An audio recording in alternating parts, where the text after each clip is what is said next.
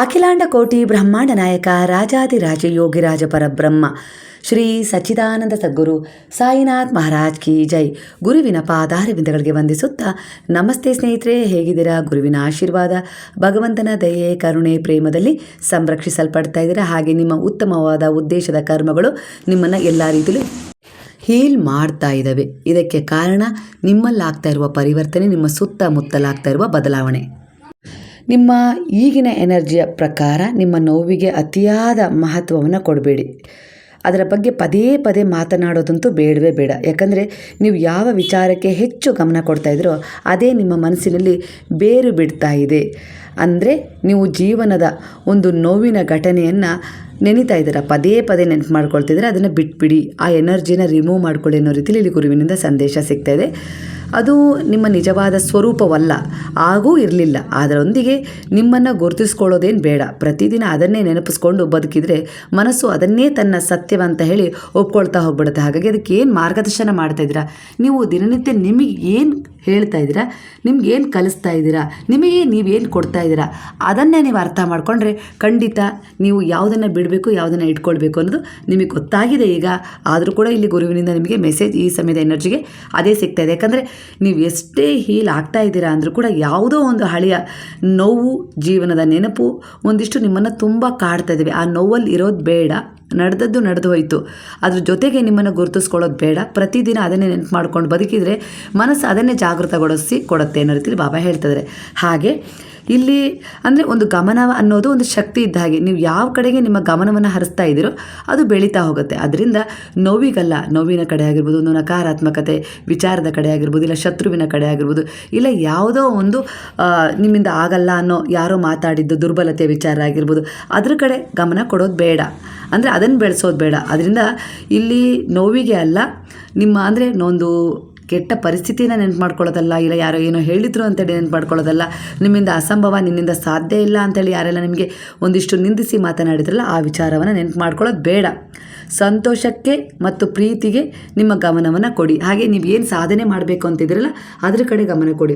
ನೀವು ಹೆಚ್ಚು ಇಲ್ಲಿ ಹೇಳಬೇಕು ಅಂದರೆ ನಿಮ್ಮ ಮನಸ್ಥಿತಿ ತುಂಬ ಒಂದು ನಕಾರಾತ್ಮಕ ಎನರ್ಜಿಯನ್ನು ನೀವು ಎಷ್ಟು ನೆನಪಿಟ್ಕೊಳ್ತೀರೋ ಅಷ್ಟು ಒಳ್ಳೆಯದನ್ನು ನೀವು ಶ್ರದ್ಧೆಯಿಂದ ನೆನಪಿಟ್ಕೊಳ್ಳೋಕೆ ಆಗ್ತಾ ಇಲ್ಲ. ಅಂದರೆ ಇಲ್ಲಿ ಬಾಬಾ ಹೇಳ್ತಾ ಇದ್ದಾರೆ, ನೀವು ಹೆಚ್ಚು ನಕಾರಾತ್ಮಕ ವಿಚಾರಗಳನ್ನು ಯಾರೆಲ್ಲ ನಿಮಗೆ ಒಂದು ನೋವು ಕೊಟ್ಟಿದ್ರು ಅವರನ್ನು ನೆನಪಿಟ್ಕೊಳ್ಳೋ ಪ್ರಯತ್ನ ಪಡ್ತಾ ಇದ್ದೀರಿ ಹೊರತು ನಿಮಗೆ ಯಾರೆಲ್ಲ ಏನು ಒಳ್ಳೇದು ಮಾಡಿದ್ರು, ಈ ಜಗತ್ತು ಆ ಒಂದು ಕೆಟ್ಟ ಎನರ್ಜಿಯಿಂದ ಹೊರಗೆ ತಂದು ನಿಮಗೆ ಒಂದು ಜೀವನದಲ್ಲಿ ಮುಂದೆ ಹೋಗ್ಲಿಕ್ಕೆ ದಾರಿ ಕೊಡ್ತಲ್ಲ, ಆ ದಾರಿಯನ್ನು ನೆನಪು ಮಾಡ್ಕೊಳ್ಳಿ ಅನ್ನೋ ರೀತಿಯಲ್ಲಿ ಬಾಬಾ ಹೇಳ್ತಿದ್ದಾರೆ. ಹಾಗೆ ಇಲ್ಲಿ ನಿಮ್ಮ ಮನಸ್ಸು ಅಲ್ಲ, ನೀವೊಂದು ಸಾಕ್ಷಿಯಾಗಿದ್ದೀರಿ. ನೀವು ನೋವು ಬರುತ್ತೆ ಹೋಗುತ್ತೆ, ಆದರೆ ಅದನ್ನು ನೋಡ್ತಾ ಇರುವ ನಿಮ್ಮ ಒಳಗಿನ ಸಾಕ್ಷಿ ಎಂದಿಗೂ ಬದಲಾಗ್ತಾ ಇಲ್ಲ. ಆ ಸಾಕ್ಷಿಯ ಭಾವದಲ್ಲಿ ನೀವು ನೆಲೆಸಿದಾಗ ಆ ನೋವು ನಿಮ್ಮನ್ನು ಆಳೋದಿಲ್ಲ ಅನ್ನೋ ರೀತಿಯಲ್ಲಿ ಬಾಬಾ ಹೇಳ್ತಿದ್ದಾರೆ. ಆದ್ದರಿಂದ ನೋವನ್ನು ನಿರಾಕರಿಸೋದೇನು ಬೇಡ, ಆದರೆ ಅದಕ್ಕೆ ನಿಮ್ಮ ಚೈತನ್ಯದಲ್ಲಿ ಶಾಶ್ವತ ಸ್ಥಾನ ಕೊಡೋದು ಬೇಡ. ನೋವು ಬಂದೇ ಬರುತ್ತೆ, ಆ ನೋವಿನಿಂದಲೇ ಒಂದು ಪ್ರೇರಣೆ ಸಿಗುತ್ತೆ, ಒಂದು ಛಲ ಸಿಗುತ್ತೆ, ಒಂದು ಹೊಸ ತಿರುವಿನೊಂದಿಗೆ ನೀವು ಹೊಸ ನಿರ್ಧಾರಗಳನ್ನು ತಗೊಳ್ಳೋಕ್ಕೆ ಸಾಧ್ಯ ಆಗತ್ತೆ ಅಲ್ವಾ.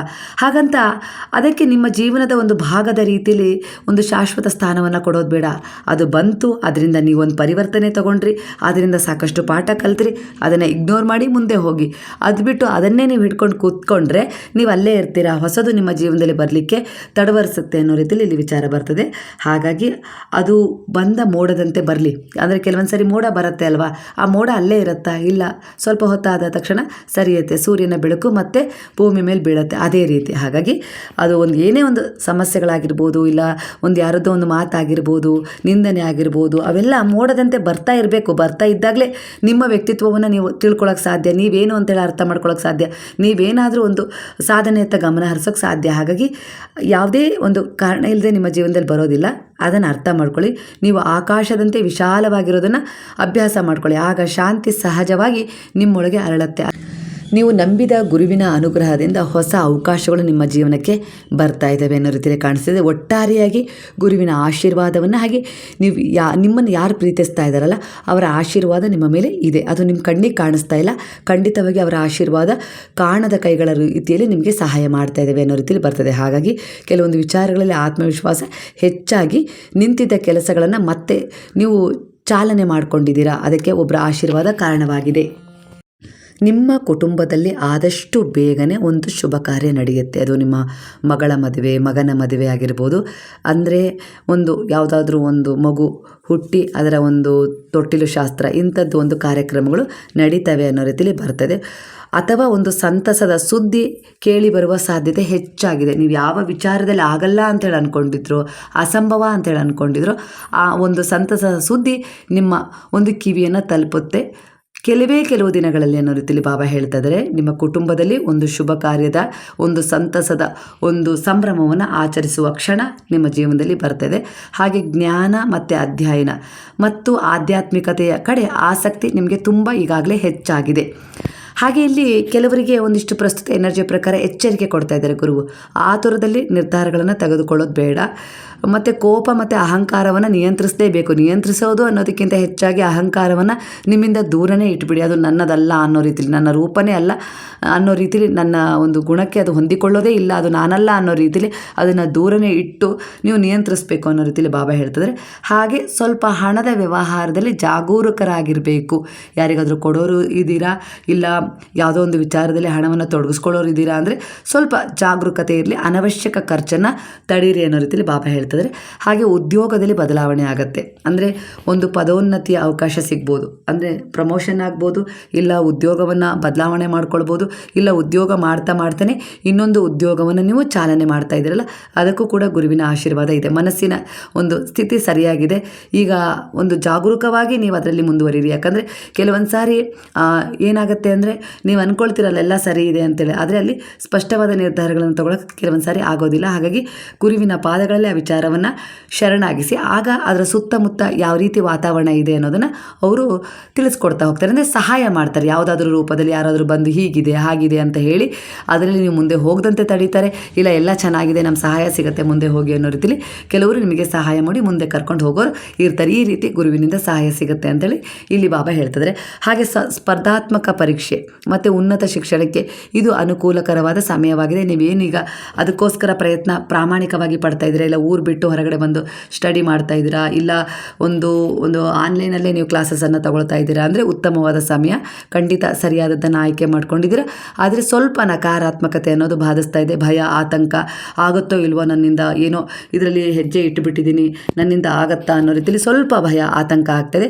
ಭಯ, ಆತಂಕ ಈ ಎರಡನ್ನೂ ಗುರುವಿನ ಪಾದಗಳಲ್ಲಿ ಶರಣಾಗಿಸಿ ಅವರಲ್ಲಿರುವ ಶ್ರದ್ಧಾ ಮತ್ತು ತಾಳ್ಮೆಯನ್ನು ನೀವು ತಗೊಳ್ಳಿ ಅನ್ನೋ ರೀತಿಯಲ್ಲಿ ಬಾಬಾ ಹೇಳ್ತಿದ್ರೆ ಖಂಡಿತ ನಿಮ್ಮಿಂದ ಸಾಧ್ಯ ಆಗುತ್ತೆ. ಪ್ರಯತ್ನ ಪಡಿ.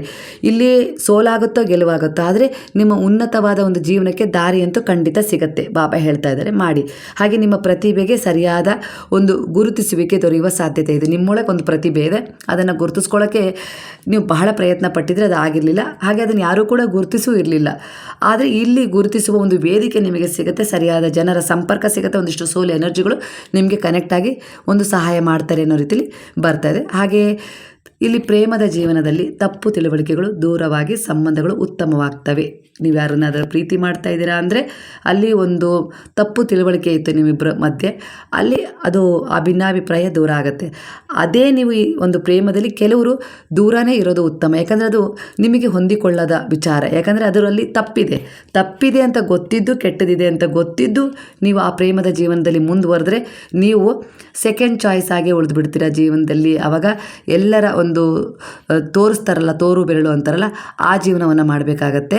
ಯಾಕಂದರೆ ಇಲ್ಲಿ ಭಗವಂತ ಕೆಲವರಿಗೆ ಎಲ್ಲ ಕೊಟ್ಟಿದ್ದಾನೆ. ಒಳ್ಳೆ ತಂದೆ ತಾಯಿ ಆಗಿರ್ಬೋದು, ಒಂದು ಸುಖವಾದ ನೆಮ್ಮದಿಯಾದ ಜೀವನ, ಅದನ್ನು ನಿಮಗೇನು ಕೊಟ್ಟಿದ್ದಾರಲ್ಲ ಅದಕ್ಕೊಂದು ಕೃತಜ್ಞತೆ ಇಲ್ಲ ನಿಮಗೆ. ಇನ್ನೂ ಬೇರೆದೇನೋ ಪಡ್ಕೊಳ್ಬೇಕು ಅನ್ನೋ ರೀತಿಲಿ ಕೆಲವರು ಒಂದು ರೀತಿಲಿ ಆಸೆಯನ್ನು ವ್ಯಕ್ತಪಡಿಸ್ತಾ ಇದ್ದಾರೆ, ಅದು ಪ್ರೇಮದ ಜೀವನದಲ್ಲಿ. ಹಾಗಾಗಿ ನಿಮ್ಮ ಆಯ್ಕೆ ಸರಿ ಇಲ್ಲ ಅನ್ನೋ ರೀತಿಲಿ ಬರ್ತದೆ. ಹಾಗಾಗಿ ಇಲ್ಲಿ ನಿಮ್ಮ ತಂದೆ ತಾಯಿಯ ಆಶೀರ್ವಾದದ ಅನುಗ್ರಹಕ್ಕೆ ಇಲ್ಲಿ ಗುರುವು ಮಣಿದು ನಿಮ್ಮನ್ನು ಆ ಪ್ರೀತಿ ಅದು ಸರಿ ಇಲ್ಲ ಅನ್ನೋ ರೀತಿಲಿ ಆ ಸಂಬಂಧದಿಂದ ಹೊರಗೆ ತಂದಿದ್ದಾರೆ. ಹಾಗಾಗಿ ಅವರಿಗೆ ಕೃತಜ್ಞತೆಯನ್ನು ಹೇಳಿ ನಿಮ್ಮಲ್ಲಿರುವ ಒಂದಿಷ್ಟು ನಕಾರಾತ್ಮಕತೆಯ ವರ್ತನೆಗಳನ್ನು ದೂರ ಮಾಡಿ ನಿಮ್ಮನ್ನು ಗುರುವಿನ ಧ್ಯಾನದಲ್ಲಿ ತೊಡಗಿಸ್ಕೊಂಡು ಹೀಲ್ ಮಾಡ್ಕೊಳ್ಳೋ ಸಮಯ ಬಂದಿದೆ ಅನ್ನೋ ರೀತಿಲಿ ಬರ್ತದೆ. ಹಾಗೆ ಕೆಲವರ ಜೀವನದಲ್ಲಿ ಮಾತ್ರ ಈಗ ಪ್ರೀತಿ ಆಗಿತ್ತು, ತಪ್ಪಾದ ತಿಳುವಳಿಕೆಯಿಂದ ಸ್ವಲ್ಪ ದೂರ ಆಗಿದ್ರಿ. ಮೋಸ ಅಲ್ಲ ಇಲ್ಲಿ, ತಪ್ಪಾದ ತಿಳುವಳಿಕೆ. ಆದರೆ ಇಲ್ಲಿ ಇನ್ನೊಬ್ಬರ ಎನರ್ಜಿಗೆ ಕರೆಕ್ಟ್ ಆಗಿದೆ, ಮೋಸನೇ ಆಗಿದೆ ನಿಮಗೆ. ಅಲ್ಲಿ ನೀವು ಒಂದು ಸಂಬಂಧದಲ್ಲಿ ಇದ್ರಿ ಅಂದರೆ ಪ್ರೀತಿಯ ಜೀವನದಲ್ಲಿ ಅಲ್ಲಿ ನಿಮಗೆ ಉಪಯೋಗಿಸ್ಕೊಳ್ಬೇಕು ಅನಿವಾರ್ಯತೆಯಲ್ಲಿ ಅನ್ನೋ ರೀತಿಯಲ್ಲಿ ಉಪಯೋಗಿಸ್ಕೊಂಡಿದ್ದಾರೆ. ಹಾಗಾಗಿ ಆ ಜೀವನವನ್ನು ಬಿಟ್ಬಿಡಿ, ಅದು ಸಿಗೋದಲ್ಲ. ಅದರಲ್ಲಿ ಏನಾದರೂ ನೀವು ಮುಂದುವರೆದ್ರೆ ಸೆಕೆಂಡ್ ಚಾಯ್ಸ್ ಆಗಿ ಜೀವನ ಪೂರ್ತಿ ಕಂಗಾಲಾಗ್ಬಿಡ್ತೀರಾ. ಈಗ ಇರೋ ಒಂದು ಸುಖ, ಶಾಂತಿ, ನೆಮ್ಮದಿ ಏನಿದೆಯಲ್ಲ, ಒಳ್ಳೆ ತಂದೆ ತಾಯಿ, ಒಂದು ಮನೆ ಸಿಕ್ಕಿದೆ ಅಂದರೆ ಅದು ಯಾವುದೋ ಒಂದು ಪೂರ್ವ ಜನ್ಮದ ಪುಣ್ಯವನ್ನು ಸೂಚಿಸ್ತಾ ಇದೆ. ಇಲ್ಲಿ ನೀವೇನಾದರೂ ಅದನ್ನು ತಿರಸ್ಕರಿಸಿ ಹೋದ್ರಿ ಅಂದರೆ ಜೀವನದಲ್ಲಿ ಸೆಕೆಂಡ್ ಚಾಯ್ಸ್ ಆಗಿರೋದ್ರ ಜೊತೆಗೆ ಸಮಾಜದಲ್ಲಿ ನಿಮಗೆ ಉನ್ನತವಾದ ಸ್ಥಾನ, ಮಾನ, ಒಂದು ಗೌರವ ಏನು ಸಿಗಬೇಕು ಅದು ಸಿಗೋದಿಲ್ಲ. ಹಾಗಾಗಿ ಅದ್ರ ಬಗ್ಗೆ ಗಮನ ಹರಿಸೋದನ್ನು ಬಿಟ್ಟು ಇಲ್ಲಿ ಯಾವುದೋ ಒಂದು ಹಿಂದಿನ ಜನ್ಮದ ಪುಣ್ಯ ಆಗಿರ್ಬೋದು, ನಿಮ್ಮ ತಂದೆ ತಾಯಿಯ ಪ್ರತಿನಿತ್ಯ ದಿನದ ಪ್ರಾರ್ಥನೆ ಆಗಿರ್ಬೋದು ನಿಮ್ಮನ್ನು ಕಾಪಾಡ್ತಾ ಇದೆ. ಗುರು ತಿಳುವಳಿಕೆ ಹೇಳ್ತಾ ಇದ್ರೆ ಅದು ತಪ್ಪಾದ ಆಯ್ಕೆ ಆಗಿತ್ತು, ಅದರಿಂದ ಹಿಂದೆ ಸರಿ, ನಿನ್ನಲ್ಲಿರುವ ನಕಾರಾತ್ಮಕತೆಗಳನ್ನು ದೂರ ಮಾಡ್ಕೊ, ಜೀವನದಲ್ಲಿ ಮುಂದೆ ಹೋಗು. ಇದಕ್ಕಿಂತ ಏನೋ ನೀನು ಭಿನ್ನವಾದ ಸಾಧನೆ ಮಾಡೋದು ಇದೇ ನಿನ್ನ ಅಂತ್ಯ ಅಲ್ಲ, ಇದು ನಿನ್ನ ಪ್ರಾರಂಭ. ಇದೊಂದು ಆಗಬೇಕಾಗಿತ್ತು, ಪಾಠ ಕಲಿಬೇಕಾಗಿತ್ತು.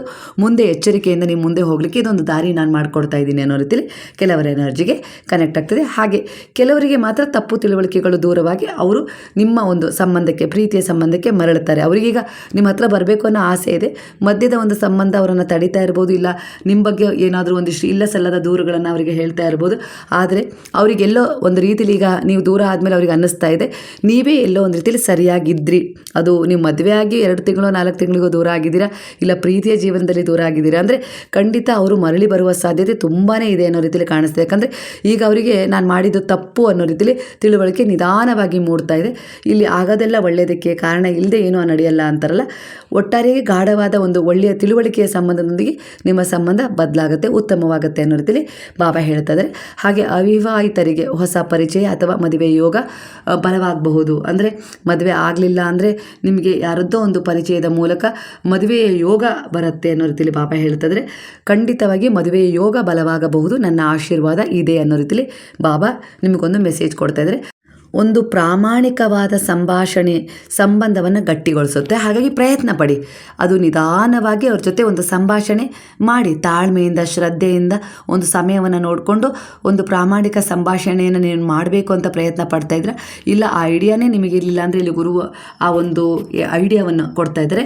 ನೀವು ಖಂಡಿತವಾಗಿ ಒಂದು ಸಂಭಾಷಣೆಯನ್ನು ಮಾಡಿ ಅದರಲ್ಲಿರುವ ಭಿನ್ನಾಭಿಪ್ರಾಯಗಳಿಂದ ಹೊರಗೆ ಬನ್ನಿ, ಆ ಸಂಬಂಧ ಗಟ್ಟಿಯಾಗುತ್ತೆ. ಅಂದರೆ ನಿಮ್ಮ ಮನಸ್ಸಲ್ಲಿ ನೀವು ಒಂದು ಅಂದ್ಕೊಂಡಿದ್ರೆ, ಅವ್ರ ಮನಸ್ಸಲ್ಲಿ ಅವರು ಒಂದು ಅಂದ್ಕೊಂಡಿದ್ದಾರೆ, ಇಬ್ಬರು ಒಬ್ರಿಗೊಬ್ರು ಹೇಳ್ತಾ ಇಲ್ಲ. ಆದರೆ ಒಬ್ಬರು ಕುಳಿತುಕೊಂಡು ನಿಧಾನವಾಗಿ ಮುಂದುವರೆದು ಆ ಸಂಬಂಧದಲ್ಲಿ ಏನು ವಿಚಾರ ಇದೆ ಅನ್ನೋದನ್ನೇ ಹೇಳ್ಕೊಂಬಿಡಿ ಅನ್ನೋ ರೀತಿಯಲ್ಲಿ ಬರ್ತಾ ಇದೆ. ಒಟ್ಟಾರೆಗೆ ಆಶೀರ್ವಾದದ ಎನರ್ಜಿ ಬಲವಾಗಿ ಕಾಣಿಸ್ತದೆ. ಗುರುವಿನ ಕೃಪೆಯಿಂದ ಮಾನಸಿಕ ಶಾಂತಿ ಹೆಚ್ಚಾಗುತ್ತೆ, ಕುಟುಂಬದ ಬೆಂಬಲ ನಿಮಗೆ ಹೆಚ್ಚಾಗಿ ಸಿಗತ್ತೆ ಅನ್ನೋ ರೀತಿಯಲ್ಲಿ ಬರ್ತದೆ. ಆರ್ಥಿಕ ಸ್ಥಿತಿಯಲ್ಲಿ ಕ್ರಮೇಣ ಸುಧಾರಣೆ ಕಾಣುತ್ತೆ. ಆದರೆ ಕೆಲವರಿಗೆ ಆರ್ಥಿಕ ಸ್ಥಿತಿ ಕುಗ್ಗು ಹೋಗಿದೆ. ಇದು ನಿಮ್ಮದೇ ಆದ ತಪ್ಪಿನ ಒಂದು ಸಮಯ ಆಗಿದೆ. ಯಾಕಂದರೆ ನೀವೇ ಎಲ್ಲೋ ಒಂದು ರೀತಿಯಲ್ಲಿ ಇಲ್ಲಿ ತಪ್ಪಾದ ನಿರ್ಧಾರಗಳನ್ನು ತಗೊಳ್ತಾ ಇದ್ದೀರಾ. ಹಾಗೆ ಕೆಲವರ ದೃಷ್ಟಿ ಬಿದ್ದಿದೆ, ಹಾಗೆ ಕೆಲವರು ನಿಮ್ಮ ಮೇಲೆ ಒಂದು ಕೆಟ್ಟ ಪರಿಣಾಮವನ್ನು ಬೀರಿದ್ದಾರೆ. ಯಾಕಂದರೆ ನೀವೇನು ಒಂದು ವ್ಯಾಪಾರ ಮಾಡ್ತಿದ್ರೋ, ಇಲ್ಲ ಆರ್ಥಿಕ ಸ್ಥಿತಿ ಕುಗ್ಗಿದೆಯಲ್ಲ, ಆ ಜಾಗವನ್ನು ಅವರು ಆಕ್ರಮಣ ಮಾಡ್ಕೋಬೇಕು ಅಂತ ಬಯಸ್ತಾ ಇದ್ದಾರೆ. ಅಂದರೆ ನಿಮ್ಮನ್ನು ಅಲ್ಲಿಂದ ದೂರ ಸರಿಸಿ ಆ ಜಾಗದಲ್ಲಿ ಅವರು ಏನಾದರೂ ಮಾಡಬೇಕು ಅನ್ನೋ ಒಂದು ಹುನ್ನಾರ ನಡೆಸ್ತಾ ಇದ್ದಾರೆ ಅನ್ನೋ ರೀತಿಯಲ್ಲಿ ಕೆಲವರ ಎನರ್ಜಿಗೆ ಕನೆಕ್ಟ್ ಆಗ್ತದೆ. ಹಾಗಾಗಿ ನಿಮ್ಮ ಆರ್ಥಿಕ ಸ್ಥಿತಿ ಅಂದರೆ ನೀವೇನು ವ್ಯಾಪಾರ ಮಾಡ್ತಿದ್ರೋ, ಇಲ್ಲ ಯಾವುದೋ ಒಂದು ಬಿಸ್ನೆಸ್ಸಲ್ಲಿ ಇದ್ದೀರೋ, ಇನ್ನು ಯಾವುದೋ ಒಂದು ಕೆಲಸ ಮಾಡ್ತಿದ್ರು, ಅದರಲ್ಲಿ ನಿಮ್ಮ ಆರ್ಥಿಕ ಸ್ಥಿತಿ ಕುಗ್ಗೋಗಬೇಕು. ನೀವು ಅದನ್ನು ಒಪ್ಕೋಬಾರ್ದು, ಇದು ಸಾಕಪ್ಪ, ಇದರಿಂದ ನಾನು ಹಿಂದೆ ಸರಿದು ಬಿಡೋಣ ಅನ್ನೋ ರೀತಿಯಲ್ಲಿ ನಿಮ್ಮ ಮನಸ್ಸಿಗೆ ಆಗಬೇಕು. ಆ ರೀತಿ ಒಂದು ನಿಮ್ಮ ಸುತ್ತ ಒಂದು ರೀತಿಯ ಒಂದು ಪರಿಸರವನ್ನು ಉಂಟು ಮಾಡಿದ್ದಾರೆ, ಅಂದರೆ ಪರಿಸ್ಥಿತಿಯನ್ನು ತಂದಿದ್ದಾರೆ. ಇದಕ್ಕೆ ಒಂದು ನಕಾರಾತ್ಮಕ ಎನರ್ಜಿ. ಒಬ್ಬರ ಹತ್ರ ಹೋಗಿ ಇದು ಇದೇ ಥರ ಆಗಬೇಕು ಅಂತೇಳಿ ಅವರು ನಿಮ್ಮ ಮೇಲೆ ಈ ಒಂದು ಕೆಟ್ಟ ಪರಿಣಾಮವನ್ನು ಬೀರಿದ್ದಾರೆ. ಒಂದು ಹೊಸ ಮನೆ ಅಥವಾ ವಾಹನ ಅಥವಾ ಹೂಡಿಕೆಯ ಯೋಚನೆಗಳು ಮುಂದುವರಿಸಬಹುದು. ನೀವು ಖಂಡಿತವಾಗಿಯೂ ಅದು ಆಸೆ ಇದೆ ನಿಮಗೆ. ಒಂದು ಮನೆ ಸೇಲ್ ಮಾಡೋದಾಗಿರ್ಬೋದು, ಇಲ್ಲ ಹೊಸ ಮನೆಗೆ ಹೋಗೋದಾಗಿರ್ಬೋದು. ಈಗಾಗಲೇ ಬಾಡಿಗೆ ಮನೆ ತುಂಬ ಪರಿತಪಿಸ್ತಾ ಇದ್ದರೆ ಅದರಿಂದ ಹೊರಗೆ ಬರೋಕ್ಕೆ ಗುರು ದಾರಿ ಮಾಡಿಕೊಟ್ಟು ಒಂದು ಹೊಸ ಮನೆಗೆ ಪ್ರವೇಶ ಮಾಡಿದರೆ ಖಂಡಿತ ಇಲ್ಲಿಂದ ನಿಮ್ಮ ಜೀವನದಲ್ಲಿ ಒಂದು ಬದಲಾವಣೆ ಕಾಣುತ್ತೆ. ಹಾಗೆ ಒಂದು ಹೂಡಿಕೆ ಮಾಡಬೇಕು ಅಂತೇಳಿ ಏನಾದರೂ ಯೋಚನೆ ಇಟ್ಕೊಂಡ್ರೆ ಖಂಡಿತವಾಗಿ ಅದರಲ್ಲಿ ಮುಂದುವರಿಬೋದು. ವಾಹನ ಖರೀದಿ ಆಗಿರ್ಬೋದು, ಇದೆಲ್ಲದರಲ್ಲೂ ನಿಮಗೊಂದು ಆಸಕ್ತಿ ಇದೆ. ಖಂಡಿತವಾಗಿಯೂ ಅಮಾವಾಸ್ಯೆಯ ನಂತರ ನೀವು ವಾಹನ ಖರೀದಿ, ಹೊಸ ಮನೆ ಪ್ರವೇಶ, ಇಲ್ಲ ಅದಕ್ಕೆ ಸಂಬಂಧಪಟ್ಟ ಒಂದಿಷ್ಟು ಕೆಲಸ ಕಾರ್ಯಗಳನ್ನು ಮುಂದುವರಿಸ್ಬೋದು. ಏನೂ ಅಡೆತಡೆ ಬರೋದಿಲ್ಲ. ಈಗ ಸದ್ಯದ ಪರಿಸ್ಥಿತಿಯಲ್ಲಿ ಒಂದು 2 ವಾರ ಬೇಡ, ತಡೀರಿ ಅನ್ನೋ ರೀತಿಯಲ್ಲಿ ಇಲ್ಲಿ ನಿಮಗೆ ಗಮನಿಸೇ ಸಿಗ್ತದೆ. ಒಟ್ಟಾರೆಯಾಗಿ ಭಾವನಾತ್ಮಕವಾಗಿ ಯಾವುದೇ ನಿರ್ಧಾರವನ್ನು ತೆಗೆದುಕೊಳ್ಳೋದು ಬೇಡ. ಈ ಸಮಯದಲ್ಲಿ ಸ್ವಲ್ಪ ಸಂಯಮದಿಂದ ಇರಿ. ಆರೋಗ್ಯ ಮತ್ತು ನಿದ್ರೆಯ ಬಗ್ಗೆ ನಿರ್ಲಕ್ಷ್ಯ ಮಾಡ್ತಾ ಇದ್ದೀರಾ, ಮಾಡೋದು ಬೇಡ. ಇತರರ ಮಾತುಗಳಿಗೆ ಅತಿಯಾಗಿ ನೀವು ಪ್ರಭಾವಿತರಾಗೋದು ಬೇಡವೇ ಬೇಡ. ಕೇಳೋದು ಬೇಡ, ಅವ್ರು ಹಾಗಂತಿದ್ದಾರೆ ಹೀಗಂತಿದ್ದಾರೆ ಅನ್ನೋ ರೀತಿಯಲ್ಲಿ ನಿಮ್ಮನ್ನು ನೀವು ಕುಗ್ಗಿಸ್ಕೊಳ್ಳೋದು ಬೇಡ ಅನ್ನೋ ರೀತಿಯಲ್ಲಿ ಬಾಬಾ ಹೇಳ್ತಾರೆ. ಕರಿಯರ್ ವಿಚಾರಕ್ಕೆ ಬಂದರೆ ಹೊಸ ಜವಾಬ್ದಾರಿಗಳು ಮತ್ತು ನಾಯಕತ್ವದ ಅವಕಾಶಗಳು ನಿಮಗೆ ಬರ್ತದೆ ಅನ್ನೋ ರೀತಿಯಲ್ಲಿ ಬರ್ತಾಯಿದೆ. ವ್ಯವಹಾರ ಮಾಡೋರಿಗೆ ವಿಸ್ತರಣೆಯ ಅವಕಾಶಗಳು ಕಾಣ್ಬೋದು. ಅಂದರೆ ಈಗ ಒಂದು ವ್ಯವಹಾರ ಮಾಡ್ತಾ ಇದ್ದೀರಾ ಅಂದರೆ, ಬಿಸ್ನೆಸ್ ಮಾಡ್ತಾ ಇದ್ದೀರಾ ಅಂದರೆ ಅದರಲ್ಲಿ ಇನ್ನೂ ಏನಾದರೂ ಹೊಸ ಥರ ಮಾಡೋಣ ಅನ್ನೋ ರೀತಿಯಲ್ಲಿ ನೀವೇನು ಮನಸ್ಸಲ್ಲಿ ಅಂದ್ಕೊಂಡಿದ್ದೀರಲ್ಲ ಅದನ್ನು ಮಾಡಬಹುದು. ಖಂಡಿತ ಒಳ್ಳೆಯದಾಗತ್ತೆ, ಇಂಪ್ರೂವ್ಮೆಂಟ್ಸ್ ಕಾಣುತ್ತೆ. ಅದರಲ್ಲಿ ಆರ್ಥಿಕ ಪರಿಸ್ಥಿತಿ ಕೂಡ ಸುಧಾರಣೆ ಆಗುತ್ತೆ. ಖಂಡಿತ ಸ್ವಲ್ಪ ಸಹನೆಯಿಂದ ಕೆಲಸ ಮಾಡಿದರೆ ಉತ್ತಮ ಫಲ ಸಿಗುತ್ತೆ. ಈ ಕುಗ್ಗಿದ್ದೀರಾ, ಆತುರದ ನಿರ್ಧಾರ ತಗೊಳ್ಳೋದು ಬೇಡ, ಬೇರೆ ರೀತಿಯಲ್ಲಿ ಅದನ್ನು ತಗೊಳ್ಳೋದು ಬೇಡ. ನೀವೇನು ಅಂದ್ಕೊಂಡಿದ್ರೋ ಅದರಲ್ಲಿ ಸ್ವಲ್ಪ ಉತ್ತಮವಾದ ರೀತಿಯಲ್ಲಿ ಅದಕ್ಕೆ ಒಂದು ಬೇರೆ ರೀತಿಯ ಒಂದು ಎನರ್ಜಿಯನ್ನು ಕನೆಕ್ಟ್ ಮಾಡ್ಕೊಳ್ಳಿ. ಅಂದರೆ ಒಂದು ಏನು ಮಾಡಬೇಕು ಅಂತ ಅದ್ರ ಜೊತೆಗೆ ಇನ್ನೊಂದು ಏನು ಆ್ಯಡ್ ಮಾಡ್ಕೊಳ್ಬೇಕು ಅಂತ ಇದ್ರಲ್ಲ ಅದನ್ನು ಮಾಡಿ ಅನ್ನೋ ರೀತಿಯಲ್ಲಿ ಇಲ್ಲಿ ವಿಚಾರ ಬರ್ತಾಯಿದೆ. ಅಂದರೆ ಪ್ರೇಮದ ಜೀವನಕ್ಕೆ ಇನ್ನೊಂದು ಮೆಸೇಜ್ ಯಾವ ರೀತಿ ಸಿಗ್ತಾ ಇದೆ ಅಂತ ಅಂದರೆ, ಒಂದು ಸಂಬಂಧದಲ್ಲಿ ನಂಬಿಕೆ ಹೆಚ್ಚಿಸುವ ಸಮಯ ಬಂದಿದೆ. ಅದು ಪ್ರೇಮ ಆಗಿರ್ಬೋದು, ಇಲ್ಲ ವೈಯಕ್ತಿಕ ಸಂಬಂಧದಲ್ಲಾಗಿರ್ಬೋದು. ನಂಬಿಕೆ ಹೆಚ್ಚು ಇಡಲೇಬೇಕು. ಇಲ್ಲಿ ಅನವಶ್ಯಕ ಅನುಮಾನ ಪಡೋದು, ಇಲ್ಲ ಯಾರೋ ಏನೋ ಹೇಳಿದರು ಅಂತೇಳಿ ಕೇಳಿ ನೀವು ಆ ಸಂಬಂಧದಲ್ಲಿ ಒಂದಿಷ್ಟು ಜಗಳ, ಸಮಸ್ಯೆ, ತಾಪತ್ರಯಗಳನ್ನು ತಂದ್ಕೊಳ್ಳೋದು ಬೇಡ. ಮೊದಲು ನಂಬಿಕೆ ಇಡಿ, ನಿಮ್ಮ ನಂಬಿಕೆಯನ್ನು ಹೆಚ್ಚಿಸ್ಕೊಳ್ಳಿ. ಖಂಡಿತ ಅದರಲ್ಲಿ ಏನಾದರೂ ಅಡೆತಡೆ ಇದ್ದರೂ ಕೂಡ ಅದು ದೂರ ಆಗ್ಬೋದು. ಯಾರದ್ದೋ ಮಾತಿನ ಮೇಲೆ ನಂಬಿಕೆ ಇಟ್ಟು ನೀವು ನಿಮ್ಮ ಸಂಬಂಧವನ್ನು ಒಂದು ಕಡಿಮೆ ಅಂತ ನೋಡೋದಾಗಿರ್ಬೋದು, ಅದರಲ್ಲಿ ಅನುಮಾನ ಪಡೋದಾಗಿರ್ಬೋದು ಮಾಡೋದು ಬೇಡ ಈ ಸಮಯದಲ್ಲಿ ಅನ್ನೋ ರೀತಿಯಲ್ಲಿ ವಿಚಾರ ಬರ್ತದೆ. ಹಳೆಯ ಮನಸ್ತಾಪಗಳನ್ನು ಬಿಟ್ಟು ಮುಂದೆ ಸಾಗಲು ಅವಕಾಶ ಕೊಡಿ ಅನ್ನೋ ರೀತಿಯಲ್ಲಿ. ಯಾವುದೋ ಒಂದು ಮನಸ್ತಾಪಗಳನ್ನು ಇಟ್ಕೊಂಡು ನಾನು ಮುಂದುವರಿಯಲ್ಲ, ಇಲ್ಲ ಹೋಗಲ್ಲ, ಆ ರೀತಿ ಭಿನ್ನಾಭಿಪ್ರಾಯಗಳನ್ನು ಇಟ್ಕೋಬೇಡಿ. ಮದುವೆಯ ಕುರಿತು ಸಕಾರಾತ್ಮಕ ಬೆಳವಣಿಗೆಗಳ ಸಾಧ್ಯತೆ ಇದೆ. ನಿಮ್ಮ ಮಕ್ಕಳ ಬಗ್ಗೆ ಆಗಿರ್ಬೋದು, ಮಗನ ಬಗ್ಗೆ ಆಗಿರ್ಬೋದು, ಒಂದು ಮದುವೆ ಆಗಬೇಕು ಅಂತೇಳಿ ಗುರುವಿನಲ್ಲಿ ಒಂದು ಪ್ರಾರ್ಥನೆ ಇಟ್ಟಿದ್ರಲ್ಲ, ಖಂಡಿತ ನಡೆಯುತ್ತೆ. 33 ದಿನ ನೀವು ಬಾಬಾರವರ ನಾಮಸ್ಮರಣೆ, ಸಾಯಿ ಗಾಯತ್ರಿ ಮಂತ್ರವನ್ನು 108 ಬಾರಿ ಪಠಿಸಿ. ಖಂಡಿತವಾಗಿಯೂ ನಿಮ್ಮಲ್ಲಿರುವ ಒಂದಿಷ್ಟು ದೋಷಗಳಾಗಿರ್ಬೋದು, ಯಾವುದು ಅಡೆತಡೆ ಕಾಡ್ತಾ ಇದೆಯೋ ಆ ಬ್ಲಾಕೇಜ್ಗಳು ರಿಮೂವ್ ಆಗುತ್ತೆ. ಯಾಕಂದರೆ ಗುರುವಿನ ಬಲ ಬೇಕಲ್ವ ಮದುವೆಯ ಯೋಗಕ್ಕೆ, ಅವ್ರು ತಂದುಕೊಡ್ತಾರೆ ಅನ್ನೋ ರೀತಿಯಲ್ಲಿ ಇಲ್ಲಿ ಬರ್ತಾಯಿದೆ. ಹಾಗಾಗಿ ಅವರಲ್ಲೇ ಶರಣಾಗಿಸ್ಬಿಡಿ ಆ ವಿಚಾರವನ್ನು. ಖಂಡಿತ 3 ತಿಂಗಳಲ್ಲಿ ಆ ವಿಚಾರದಲ್ಲಿ ಒಂದು ಪರಿವರ್ತನೆ ಕಾಣುತ್ತೆ. ಮದುವೆನೂ ಆಗುತ್ತೆ, ಇಲ್ಲ ಒಂದು ಎಂಗೇಜ್ಮೆಂಟ್ ಆಗುವ ಸಾಧ್ಯತೆ ಹೆಚ್ಚಾಗಿ ಕಾಣ್ತಾ ಇದೆ. ಒಂದು ಯೋಗ ಕೂಡ ನಿಮಗೆ ಇಲ್ಲಿ ಕನೆಕ್ಟ್ ಆಗ್ತಾ ಇದೆ ಕೆಲವರ ಎನರ್ಜಿಗೆ. ಅಂದರೆ ಒಂದು ಹಂಸ ಯೋಗ ಅನ್ನೋ ರೀತಿಯಲ್ಲಿ ಒಂದು ಎನರ್ಜಿ ಕನೆಕ್ಟ್ ಆಗ್ತಾ ಇರೋದ್ರಿಂದ ಇದು ಯಾವ ರೀತಿ ಅಂದರೆ ಜ್ಞಾನ, ಗೌರವ ಮತ್ತು ಉತ್ತಮ ಹೆಸರನ್ನು ನೀಡುವ ಸಾಧ್ಯತೆಯೇ ಹೆಚ್ಚಾಗಿ ತಂದುಕೊಡುತ್ತೆ ಅನ್ನೋ ರೀತಿಯಲ್ಲಿ ಇಲ್ಲಿ ಒಂದು ಎನರ್ಜಿ ಕನೆಕ್ಟ್ ಆಗ್ತಿದೆ. ಹಾಗಾಗಿ ಆಧ್ಯಾತ್ಮಿಕ ಬೆಳವಣಿಗೆಗೆ ಸಹಕಾರಿಯಾಗ್ಬೋದು. ಅಂದರೆ ನೀವು ಇನ್ನೂ ಅದರಲ್ಲಿ ಮುಂದುವರಿಬೋದು. ಇನ್ನೂ ಏನಾದರೂ ನೀವು ಒಂದು ಆಧ್ಯಾತ್ಮಿಕತೆಯಲ್ಲಿ ನಿಮ್ಮನ್ನು ನೀವು ತೊಡಗಿಸ್ಕೊಂಡಷ್ಟು ನಿಮ್ಮ ಭೌತಿಕ ಜೀವನದಲ್ಲಿ ಸಾಕಷ್ಟು ಸುಧಾರಣೆಗಳನ್ನು ಕಂಡುಕೊಳ್ತೀರ. ಸರಿಯಾದ ಮಾರ್ಗದರ್ಶಕರು ಮತ್ತು ಉತ್ತಮ ಅವಕಾಶಗಳು ನಿಮಗೆ ಸಿಗುತ್ತೆ. ಭೌತಿಕವಾಗಿ ಗುರುವೇ ನಿಮಗೆ ಯಾವುದಾದ್ರೂ ರೂಪದಲ್ಲಿ, ಸೋಲ್ ಎನರ್ಜಿಗಳ ರೂಪದಲ್ಲಿ ನಿಮಗೆ ಬಂದು ಮಾರ್ಗದರ್ಶನ ಮಾಡ್ತಾರೆ. ಹಾಗೆ ಉತ್ತಮವಾದ ಒಂದು ಗುರು ದೀಕ್ಷೆಯನ್ನು ಕೊಡ್ಬೋದು, ನೀವೇ ತಗೊಳ್ಬೋದು.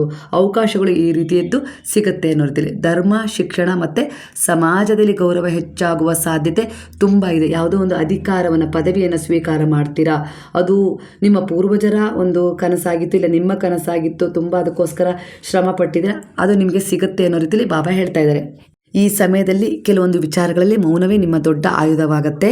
ಪ್ರತಿಯೊಂದು ವಿಚಾರಕ್ಕೂ ಪ್ರತಿಕ್ರಿಯಿಸುವ ಅಗತ್ಯ ಇಲ್ಲ. ನಿಮ್ಮ ಮೌನವು ಕೆಲವರಿಗೆ ಉತ್ತರವಾಗಿರುತ್ತೆ. ಹಾಗಾಗಿ ಮೌನವನ್ನು ಆರಿಸ್ಕೊಳ್ಳಿ ಅನ್ನೋ ರೀತಿಯಲ್ಲಿ ಬಾಬಾ ಹೇಳ್ತಿದ್ದಾರೆ. ನಿಮ್ಮೊಳಗೆ ಬಹಳ ದಿನಗಳಿಂದ ಮರೆತು ಹೋಗಿದ್ದ ಒಂದು ಪ್ರತಿಭೆ ಮತ್ತು ಬೆಳಕಿಗೆ ಬರ್ಬೋದು. ಅಂದರೆ ಒಂದು ಹಾಡ್ತಿರೋ, ಇಲ್ಲ ಒಂದು ಟ್ಯೂಷನ್ ಮಾಡಬೇಕು ಅಂತ ಇತ್ತೋ ಮನಸ್ಸಲ್ಲಿ, ಇಲ್ಲ ನಿಮ್ಮದು ಏನೊಂದು ಪ್ರತಿಭೆ ಇತ್ತು ಅದು ಮರ್ತೋಗಿತ್ತು ನಿಮಗೆ. ಅಂದರೆ ನಿಮ್ಮ ಒಂದು ಒತ್ತಡ, ಇಲ್ಲ ತ್ಯಾಗ, ಇಲ್ಲ ಒಂದಿಷ್ಟು ಜವಾಬ್ದಾರಿ, ಕರ್ತವ್ಯಗಳ ಮಧ್ಯೆ ಅದನ್ನು ಮರೆತು ಬಿಟ್ಟಿದ್ರೆ, ಆದರೆ ಈಗ ಆ ಪ್ರತಿಭೆ ಬೆಳಕಿಗೆ ಬರುತ್ತೆ. ಯಾರದ್ದೋ ಒಂದು ಆಹ್ವಾನ ನಿಮ್ಮ ಎದುರಿಗೆ ಬರ್ಬೋದು, ಇಲ್ಲ ನಾನೇ ಮಾಡಬೇಕು ಅಂತೇಳಿ ನೀವೇ ಪ್ರಯತ್ನ ಪಡ್ಬೋದು. ಈ ಒಂದು ಮರೆತು ಹೋದ ಪ್ರತಿಭೆಯನ್ನು ಹೊರಹಾಕುವ ಸಮಯ ಬಂದಿದೆ. ನಿಮ್ಮನ್ನು ಸರಿಯಾದ ಜನರು ಗಮನಿಸ್ತಾರೆ, ಅವಕಾಶಗಳು ಕೂಡ ಕೊಡ್ತಾರೆ ಅನ್ನೋ ರೀತಿಯಲ್ಲಿ ಬಾಬಾ ಹೇಳ್ತಿದ್ದಾರೆ. ಯಾಕಂದರೆ ಇದು ನಿಮ್ಮ ಮನಸ್ಸಲ್ಲಿ ಇತ್ತು, ಆದರೆ ಮರೆತು ಹೋಗಿತ್ತು, ಮರೆ ಮಾಚಿಬಿಟ್ಟಿದ್ರಿ. ಕೆಲವೊಂದು ವಿಚಾರಗಳಲ್ಲಿ ನಿಮ್ಮನ್ನು ನೀವು ತೊಡಗಿಸ್ಕೊಂಡು ಅದು ನಿಮಗೆ ಸಿಗುತ್ತೆ. ಹಾಗೆ ನಿಮ್ಮ ಕೌಶಲ್ಯವನ್ನು ಕಡಿಮೆ ಅಂತೇಳಿ ಅಂದಾಜು ಮಾಡೋದು ಬೇಡ, ಹೆದರೋದು ಬೇಡ. ಅಯ್ಯೋ ನಾನು ಹಿಂದೆ ತುಂಬ ಆ ಥರ ಮಾಡಿದ್ದೆ, ಕಲ್ತಿದ್ದೆ, ಆದರೆ ಈಗ ಬಹಳ ವರ್ಷಗಳಾಗಿರೋದ್ರಿಂದ ಮರ್ತು ಹೋಗ್ಬೋದು ಅನ್ನೋ ರೀತಿಲಿ ನೀವು ಹೆದರೋದೇನು ಬೇಡ. ಬಾಬಾನೇ ನಿಮಗೆ ಈ ಒಂದು ವಿಚಾರದಲ್ಲಿ ನಿಮ್ಮನ್ನು ತೊಡಗಿಸ್ಕೊಳ್ಳೋಕ್ಕೆ ಇಲ್ಲ ನಿಮ್ಮನ್ನು ಗುರುತಿಸ್ಲಿಕ್ಕೆ ಎರಡೂ ಎನರ್ಜಿಯನ್ನು ಕನೆಕ್ಟ್ ಮಾಡಿದ್ದಾರೆ ಅಂದರೆ ನೀವು ಹೆದರುವ ಅವಶ್ಯಕತೆ ಇಲ್ಲ. ಖಂಡಿತ ಇಲ್ಲಿ ನೀವೇನು ಕಲಿಕೆ, ನಾಯಕತ್ವ, ಸೃಜನಶೀಲತೆ ಅಥವಾ ಸೇವೆಯ ಮೂಲಕ ನೀವು ಉತ್ತಮ ಅವಕಾಶಗಳನ್ನು ಪಡೆಯುವ ಸಾಧ್ಯತೆ ಹೆಚ್ಚಾಗಿದೆ ಅನ್ನೋ ರೀತಿಯಲ್ಲಿ ಬರ್ತಾ ಇರೋದ್ರಿಂದ ನೀವು ಗುರುವಿನ ಪಾದಗಳಲ್ಲಿ ಶರಣಾಗಿಸಿ. ನಿಮಗೆ ಅದರ ಅಗತ್ಯ ಇದೆ. ನನ್ನದೇ ಆದ ಒಂದು ಪ್ರತಿಭೆ ನಾನು ಮರೆತು ಬಿಟ್ಟಿದ್ದೆ, ಅದನ್ನು ಈಗಲಾದರೂ ಒಂದು ಸ್ವಲ್ಪ ಹೊರಗೆ ಹೊಮ್ಮಿಸೋಣ. ಅದು ನನಗೆ ಆರ್ಥಿಕವಾಗಿಯೂ ಸಹಾಯ ಮಾಡ್ಬೋದು, ಇಲ್ಲ ಅದರಿಂದ ಒಬ್ಬರಿಗೆ ಪ್ರೇರಣೆ ನೀಡ್ಬೋದು, ಇಲ್ಲ ನನ್ನನ್ನು ಅದು ತುಂಬ ಆ್ಯಕ್ಟಿವ್ ಆಗಿಡ್ಬೋದು, ಸೋಮಾರಿತನದಿಂದ ಆಲಸ್ಯದಿಂದ ಹೊರಗೆ ತರ್ಬೋದು ಅಂತ ನಿರ್ಧಾರ ತಗೊಂಡಿದ್ದೀರಾ ಅಂದರೆ ಖಂಡಿತ ಅದು ನಡೆಯುತ್ತೆ. ಮುಂದೆ ಹೋಗಿ ಅನ್ನೋ ರೀತಿಯಲ್ಲಿ ಬಾಬಾ ಹೇಳ್ತಾ ಇದ್ದಾರೆ. ಹಾಗೆ ನಿಮ್ಮನ್ನು ಯಾವ ಒಂದಿಷ್ಟು ಅಡೆತಡೆ ವಿಚಾರಗಳಲ್ಲಿ ತಡೆದು ಹಾಕಿದಾರಲ್ಲ, ಕೆಲವರ ಒಂದು ನೆಗೆಟಿವ್ ಎನರ್ಜಿ, ಕೆಟ್ಟ ದೃಷ್ಟಿ ಆಗಿರ್ಬೋದು, ಕಣ್ಣು ದೃಷ್ಟಿ ಆಗಿರ್ಬೋದು, ಇದರಿಂದ ಕೆಲವು ಕೆಲಸಗಳು ನಿಧಾನವಾಗಿ ನಡೀತಾ ಇದ್ದಾವೆ. ಹಾಗೆ ನೀವು ಅಂದ್ಕೊಂಡಿದ್ದು ನಡೀತಾ ಇಲ್ಲ, ಅದು ಆಸ್ತಿಯ ವಿಚಾರದಲ್ಲಿ ಸ್ವಲ್ಪ ಕ್ಲಾರಿಟಿ ಸಿಗ್ತಾ ಇಲ್ಲ, ಹಾಗೆ ನೀವೇ ತಪ್ಪು ನಿರ್ಧಾರಗಳನ್ನು ತಗೊಂಡಿದ್ರಿ, ಅದರಿಂದ ಸಿಕ್ಕಾಕೊಂಡಿದ್ದ ವಿಚಾರದಿಂದ ಹೊರಗೆ ಬರೋಕ್ಕಾಗ್ತಾ ಇಲ್ಲ. ಈ ರೀತಿ ಒಂದಿಷ್ಟು ಸಮಸ್ಯೆಗಳಲ್ಲಿ ನೀವು ಸಿಕ್ಕಾಕೊಂಡಿದ್ದೀರಾ, ನರಳಾಡ್ತಾ ಇದ್ದೀರಾ ಅಂತೇಳಿ ಅನ್ನಿಸ್ತಾ ಇದೆ. ಇಲ್ಲಿ ಅದನ್ನು ವಿಫಲತೆ ಅಂತೇಳಿ ಅಂದ್ಕೊಳ್ಳೋದೇನು ಬೇಡ. ಕೆಲವೊಮ್ಮೆ ತಡ ಆಗ್ತಾ ಇದೆ ಅಂದರೆ ಅದು ಉತ್ತಮ ಸಮಯಕ್ಕೆ ಒಂದು ದಾರಿ ಮಾಡಿಕೊಡ್ತಾ ಇದೆ. ಹಾಗೆ ಅಲ್ಲಿ ಏನೋ ಕಲಿಯೋದಿದೆ, ನೀವು ಇನ್ನೂ ಸ್ವಲ್ಪ ಕಲಿಸೋದು ಇದೆ, ಅದಕ್ಕೊಂದು ಸಿದ್ಧತೆ ಆಗ್ತಾ ಇದೆ. ಒಟ್ಟಾರೆಗೆ ಕಾಣದ ಕೈಗಳು ನಿಮಗೆ ಏಂಜಲ್ಸ್ ಶಕ್ತಿಗಳು ಕನೆಕ್ಟ್ ಆಗಿದ್ದಾವೆ. ಇಲ್ಲಿ ಪ್ರಕೃತಿಯ ಜೊತೆ ಒಂದಿಷ್ಟು ಸಂಪರ್ಕವನ್ನು ಬೆಳೆಸ್ಕೊಳ್ಳಿ. ಒಂದು ನೀರು ಹರಿಯೋದನ್ನು ನೋಡೋದಾಗಿರ್ಬೋದು, ಹಾಗೆ ಪ್ರಾಣಿ ಪಕ್ಷಿಗಳ ಒಂದು ಹಾರಾಡೋದನ್ನು ನೋಡೋದು, ಆಕಾಶವನ್ನು ತಲೆ ಎತ್ತಿ ನೋಡೋದು, ಚಂದ್ರನನ್ನು ನೋಡೋದು, ಸೂರ್ಯನನ್ನು ನೋಡೋದು, ಗಾಳಿಯನ್ನು ಸವಿಯೋದು, ಹಾಗೆ ಈ ರೀತಿ ಒಂದು ಹೂವು, ಈ ಥರ ಪರಿಸರವನ್ನು ನೋಡಿ, ಹಾಗೆ ನೀವು ಚಪ್ಪಲಿ ಹಾಕ್ಕೊಳ್ಳದೆ ಒಂದಿಷ್ಟು ನೆಲದ ಮೇಲೆ ನಡೆಯುವ ಅಭ್ಯಾಸವನ್ನು ಮಾಡಿಕೊಂಡಾಗ ನಾವು ಈ ಏಂಜಲ್ಸ್ ಎನರ್ಜಿಗಳು ನಾವು ನಿಮಗೆ ಕನೆಕ್ಟ್ ಆಗ್ತೀವಿ. ನಿನ್ನನ್ನು ಹೀಲ್ ಮಾಡ್ತೀನಿ, ನೀವು ಗುರುವಿನ ಶರಣದಲ್ಲಿರೋದ್ರಿಂದ ನಾವು ಅವರ ಒಂದು ದೇವದೂತ ಶಕ್ತಿಯಾಗಿ ನಿಮಗೆ ಬಂದಿದ್ದೀವಿ ಅನ್ನೋ ರೀತಿಯಲ್ಲಿ ಮೆಸೇಜ್ ಕೊಡ್ತಾ ಇದ್ದಾರೆ. ಹಾಗಾಗಿ ಈ ರೀತಿಯಾಗಿ ನೀವು ಅವರ ಎನರ್ಜಿಗೆ ಕನೆಕ್ಟ್ ಆಗಿ ಖಂಡಿತವಾಗಿಯೂ ನಿಮ್ಮಲ್ಲಿರುವ ಒಂದಿಷ್ಟು ನಕಾರಾತ್ಮಕತೆ ಆಗಿರ್ಬೋದು, ಅಡೆತಡೆಗಳಾಗಿರ್ಬೋದು, ಅವೆಲ್ಲವನ್ನು ಸರಿಪಡಿಸಿಕೊಡುವ ಜವಾಬ್ದಾರಿಯನ್ನು ಅವರು ತಗೊಳ್ತಾರಂತೆ. ಯಾಕಂದರೆ ಇಲ್ಲಿ ಗುರುವಿನ ಆದೇಶ ಆಗಿದೆ. ಹಾಗಾಗಿ ಅವರು ನಿಮ್ಮ ಜೀವನಕ್ಕೆ ಬಂದಿದ್ದಾರೆ.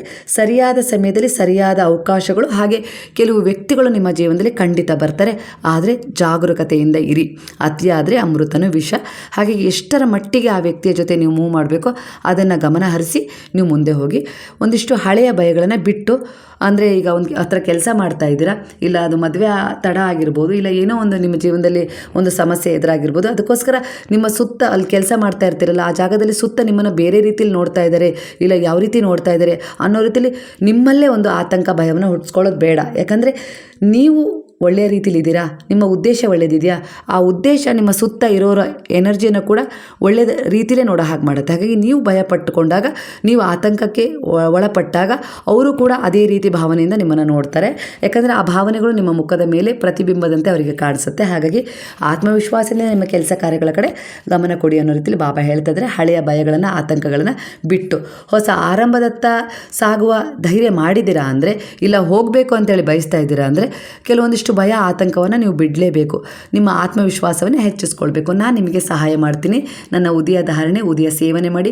ಹಾಗೆ ನಿಮ್ಮ ಜೀವನದಲ್ಲಿ ಈಗೇನು ಒಂದಿಷ್ಟು ಸಾಲದ ಸಮಸ್ಯೆ ಆಗಿರ್ಬೋದು, ಇಲ್ಲ ನಿಮ್ಮದೇ ಆದ ತಪ್ಪುಗಳಿಂದ ಒಂದಿಷ್ಟು ಜೀವನದಲ್ಲಿ ಆತಂಕ, ಒಂದಿಷ್ಟು ಅವಿಶ್ವಾಸ ಇಂಥವನ್ನು ಮೂಡಿಸ್ಕೊಂಡು ತುಂಬ ನೀವು ಯಾವ ರೀತಿ ಅಂದರೆ ಕಷ್ಟದ ಸ್ಥಿತಿ, ಊಟ ಮಾಡಲಿಕ್ಕೂ ಅನ್ನ ಇಲ್ಲ ಅನ್ನ ಇದ್ದರೂ ಅದನ್ನು ತಿನ್ನೋಕ್ಕೆ ನಂಗೆ ಆಗ್ತಾ ಇಲ್ಲ ಅನ್ನೋ ಸ್ಥಿತಿಯಲ್ಲಿದ್ದೀರಾ.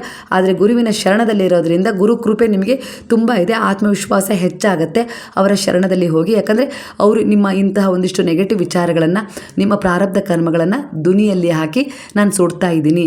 ಕೆಲವೊಂದು ನೆಗೆಟಿವ್ ವಿಚಾರಗಳನ್ನು ಇಗ್ನೋರ್ ಮಾಡಿ ಅಂಥ ಜನರನ್ನು ಕೂಡ ನಿಮ್ಮ ಸುತ್ತ ಇಟ್ಕೊಳ್ಳೋದು ಬೇಡ. ಯಾಕಂದರೆ ನೀವು ಒಂದು ಒಳ್ಳೆಯ ಆಲೋಚನೆ ಮಾಡ್ತಿದ್ರೆ ನಿಮ್ಮ ಸುತ್ತ ಇರುವ 10 ನಕಾರಾತ್ಮಕ ಜನರು ನಿಮ್ಮ ಮೇಲೆ ಹಾನಿ ಮಾಡ್ತಾ ಇದ್ದಾರೆ. ಹಾಗಾಗಿ ನಿಮ್ಮ ಒಂದು ಎನರ್ಜಿ ಅದನ್ನು ಎದುರಿಸೋಕ್ಕಾಗ್ತಾ ಇಲ್ಲ. ಹಾಗಾಗಿ ಅಂಥ ಜನರನ್ನು ಇಗ್ನೋರ್ ಮಾಡಿ ಅನ್ನೋ ರೀತಿಯಲ್ಲಿ ಬಾಬಾ ಹೇಳ್ತಿದ್ದಾರೆ. ಕೋಪದಲ್ಲಿ ನಿರ್ಧಾರ ತಗೊಳ್ಳೋದು ಬೇಡವೇ ಬೇಡ. ಎಲ್ಲರಿಗೂ ನಿಮ್ಮ ಯೋಜನೆಗಳನ್ನು ಹೇಳುವ ಅಗತ್ಯ ಇಲ್ಲ. ನೀವು ಮುಂದೆ ಏನು ಮಾಡಬೇಕು ಅಂತಿದ್ದೀರಾ, ಸಾಧನೆ, ಓದೋ ವಿಚಾರದಲ್ಲಿ ಯಾವುದೋ ಒಂದು ಎಕ್ಸಾಮ್ ತೊಗೊಂಡಿದ್ದೀರಾ, ಯಾರ ಮೇಲೆ ನಂಬಿಕೆ ಇಟ್ಟು, ಹಾಗೆ ಏನೋ ಒಂದು ಮನೆ ಖರೀದಿ, ಏನೋ ವಸ್ತು ಖರೀದಿ, ಇಲ್ಲ ಯಾವುದೋ ಊರಿಗೆ ಹೋಗೋದು, ಈ ರೀತಿ ಏನೋ ಒಂದು ಯೋಜನೆ ಮಾಡ್ಕೊಂಡಿದ್ದೀರಾ ಅಂದರೆ ಈಗ ಅದನ್ನು ಯಾರ ಹತ್ರನೂ ಹೇಳೋ ಅವಶ್ಯಕತೆಯೇ ಇಲ್ಲ ಅನ್ನೋ ರೀತಿಯಲ್ಲಿ ಬಾಬಾ ಹೇಳ್ತಿದ್ದಾರೆ. ಹಾಗೆ ನಿಮ್ಮ ಶಕ್ತಿಯನ್ನು ವ್ಯರ್ಥ ಚರ್ಚೆಗಳಲ್ಲಿ ಖರ್ಚು ಮಾಡೋದು ಬೇಡ. ಯಾರೋ ಬಂದು ಮನೆ ಸುತ್ತ, ಇಲ್ಲ ಇನ್ಯಾರೋ ಬಂದು ನಿಮ್ಮ ಹತ್ರ ವ್ಯರ್ಥವಾಗಿ ಅದು ಇದು ಅಂತೇಳಿ ನಿಮ್ಮ ಸಮಯ ಹರಣ ಮಾಡ್ಕೊಂಡು ಹೋಗ್ತಾ ಇದ್ದಾರೆ. ಹಾಗಾಗಿ ಅವರನ್ನು ಇಗ್ನೋರ್ ಮಾಡಿ ನಿಮ್ಮ ಸಮಯವನ್ನು ಭಗವಂತನ ಧ್ಯಾನದಲ್ಲಿ ಇಲ್ಲ ನಿಮ್ಮ ಒಂದು ಶಿಸ್ತಿನ ಕಡೆ, ನಿಮ್ಮ ಒಂದು ಕುಟುಂಬದ ಒಂದು ಬೇರೆ ರೀತಿ ಪರಿವರ್ತನೆ ತಗೊಂಡು ಹೋಗೋದು, ಅದ್ರ ಕಡೆ ಗಮನ ಹರಿಸಿ. ಅದು ವ್ಯರ್ಥ ಆಗೋದಿಲ್ಲ, ಅದು ಒಂದು ಅರ್ಥಪೂರ್ಣವಾಗಿ ಒಂದು ಪರಿವರ್ತನೆಯನ್ನು ತಂದುಕೊಡುತ್ತೆ. ಹಾಗಾಗಿ ಕೆಲವೊಂದು ಅನಗತ್ಯ ಚರ್ಚೆಗಳು ನಿಮ್ಮ ಎದುರಿಗೆ ಬರ್ತಾ ಇದ್ದಾವೆ. ಅದು ಸಂಬಂಧ ಇಲ್ಲ ಒಂದಿಷ್ಟು ಫ್ರೆಂಡ್ಸ್, ಈ ರೀತಿ ಅನಗತ್ಯ ಚರ್ಚೆ ಬೇಡ. ಅದೇನಾದರೂ ಅರ್ಥಪೂರ್ಣ ಚರ್ಚೆ ಆಗಿದ್ರೆ ಅದನ್ನು ಮುಂದುವರಿಸಿ. ಅನಗತ್ಯ ಚರ್ಚೆ ಅಂದರೆ ಅದರಲ್ಲಿ ನೀವು ಅದನ್ನು ಇಗ್ನೋರ್ ಮಾಡಿ ಅಲ್ಲಿಂದ ಹೊರಗೆ ಬನ್ನಿ ಅನ್ನೋ ರೀತಿಯಲ್ಲಿ ಬರ್ತಾ ಇದೆ. ಜನರಿಂದಲೂ ಪರಿಸ್ಥಿತಿಗಳಿಂದಲೂ ಅನಾಸಕ್ತರಾಗಿರಿ. ಆದರೆ ಅನಾಸಕ್ತಿ ಅಂದರೆ ಅವರನ್ನು ಬಿಟ್ಟು ಓಡಿ ಹೋಗೋದು ಅನ್ನೋದಲ್ಲ. ಇನ್ನು ಮುಂದೆ ಅವರು ನಿಮ್ಮ ಮನಸ್ಸನ್ನು ನಿಯಂತ್ರಿಸಲು ಅವಕಾಶ ಕೊಡಬೇಡಿ. ಯಾಕಂದರೆ ಅವರು ನಿಮ್ಮನ್ನು ನಿಯಂತ್ರಿಸಬೇಕು, ನಿಮ್ಮನ್ನು ಅವರ ನಿಯಂತ್ರಣದಲ್ಲಿ ಇಟ್ಕೊಳ್ಬೇಕು ಅಂತೇಳಿ ಬಯಸ್ತಾ ಇದ್ದಾರೆ. ಅನಿವಾರ್ಯವಾಗಿ ನಿಮ್ಮನ್ನು ಉಪಯೋಗಿಸ್ಕೊಳ್ತಾ ಇದ್ದಾರೆ. ಹಾಗಾಗಿ ಅಂಥ ಜನ, ಅಂಥ ಪರಿಸ್ಥಿತಿಗಳಿಂದ ದೂರ ಇರಿ ಅನ್ನೋ ರೀತಿಯಲ್ಲಿ ಬಾಬಾ ಎಚ್ಚರಿಕೆಯನ್ನು ಕೊಡ್ತಾ ಇದ್ದಾರೆ. ಅನೇಕರು ಅನಾಸಕ್ತಿ ಅಂದ ತಕ್ಷಣ ಸಂಬಂಧಗಳನ್ನು ಕತ್ತರಿಸೋದು, ಇಲ್ಲ ಬಿಟ್ಟು ಹೋಗೋದು, ಎಲ್ಲರಿಂದ ದೂರ ಆಗೋದು ಅಂತ ಹೇಳಿ ಭಾವಿಸ್ತೀರಾ. ಆದರೆ ನಿಜವಾದ ಅನಾಸಕ್ತಿ ಅಂದರೆ ಹೊರಗಿನ ಪರಿಸ್ಥಿತಿಗಳು ನಿಮ್ಮ ಒಳಗಿನ ಶಾಂತಿಯನ್ನು ಕದಿಯುವ ಸ್ಥಿತಿಯಾಗಿದೆ. ಅಂದರೆ ಭೌತಿಕ ಜಗತ್ತಲ್ಲಿ ಏನೇನೋ ಒಂದಿಷ್ಟು ವಿಚಾರಗಳು, ನಕಾರಾತ್ಮಕ ವ್ಯಕ್ತಿಗಳು ಇಲ್ಲ ಅಂಥ ವಿಚಾರಗಳು ನಿಮಗೆ ಆಗಾಗ ಎದುರಾಗ್ತಾನೆ ಇರ್ತದೆ. ಅಂಥವೆಲ್ಲ ನೀವು ಮನಸ್ಸಲ್ಲಿ ಇಟ್ಕೊಳ್ಳೋದು ಬೇಡ, ಅಂಥವನ್ನ ಕತ್ತರಿಸಿ. ಹಾಗಂತ ಸಂಬಂಧಗಳನ್ನು ಕತ್ತರಿಸೋದು ಬೇಡ ಅನ್ನೋ ರೀತಿಯಲ್ಲಿ ಬಾಬಾ ಹೇಳ್ತದೆ. ಯಾರಾದರೂ ನಿಮ್ಮನ್ನು ಹೊಗಳಿದ್ರು, ಇಲ್ಲ ಟೀಕಿಸಿದ್ರು, ಪ್ರೀತಿಸಿದ್ರು ಅಥವಾ ನಿರ್ಲಕ್ಷ್ಯ ಮಾಡಿದ್ರು ಕೂಡ ನಿಮ್ಮ ಮನಸ್ಸು ಅವರ ವರ್ತನೆಯ ಕೈದಿ ಆಗಬಾರ್ದು. ನಿಮ್ಮ ಸಂತೋಷದ ಕೀಲಿಕೈ ಇನ್ನೊಬ್ಬರ ಕೈಯಲ್ಲಿ ಇರಬಾರ್ದು ಅನ್ನೋ ರೀತಿಯಲ್ಲಿ ಬಾಬಾ ಹೇಳ್ತಿದ್ದಾರೆ. ಹಾಗಾಗಿ ಇಲ್ಲಿ ಪ್ರೀತಿಸಿ, ಆದರೆ ಅಂಟ್ಕೊಳ್ಳೋದೇನು ಬೇಡ. ಕೆಲವು ಸಂಬಂಧಗಳನ್ನು ಗೌರವಿಸಿ, ಆದರೆ ನಿಮ್ಮ ಸ್ವತಂತ್ರವನ್ನು ಕಳ್ಕೊಳ್ಳೋದು ಬೇಡ. ಇಲ್ಲಿ ನೀವು ಈ ಎಲ್ಲ ಅನುಭವಗಳ ಸಾಕ್ಷಿ ಯಾವ ರೀತಿ ಇರುತ್ತೆ ಅಂದರೆ ನಿಮ್ಮನ್ನು ನೀವು ಕಾಪಾಡ್ಕೊಳ್ಳೋ ರೀತಿಯಲ್ಲಿ ಇರುತ್ತೆ. ಹಾಗಾಗಿ ಜನರು ಬರ್ತಾರೆ, ಹೋಗ್ತಾರೆ, ಸಂಬಂಧಗಳು ಬದಲಾಗ್ತವೆ, ಆದರೆ ಇವೆಲ್ಲವನ್ನು ನೋಡುವ ನಿಮ್ಮೊಳಗಿನ ಸಾಕ್ಷಿ ಮಾತ್ರ ಸ್ಥಿರವಾಗಿರಬೇಕು ಅನ್ನೋ ರೀತಿಯಲ್ಲಿ ಬಾಬಾ ಸಂದೇಶವನ್ನು ಕೊಡ್ತಾಯಿದ್ದಾರೆ.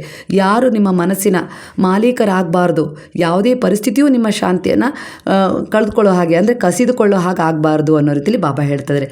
ನೀವು ಪ್ರೀತಿಸ್ಬೋದು, ಸಹಾಯ ಮಾಡಬಹುದು, ನಿಮ್ಮ ಜವಾಬ್ದಾರಿಗಳನ್ನು ನಿಭಾಯಿಸ್ಬೋದು, ಆದರೆ ನಿಮ್ಮ ಆತ್ಮಶಾಂತಿ ಮತ್ತು ಸ್ವಾಭಿಮಾನವನ್ನು ಯಾರಿಗೂ ಕೂಡ ಒಪ್ಸೋದು ಬೇಡ.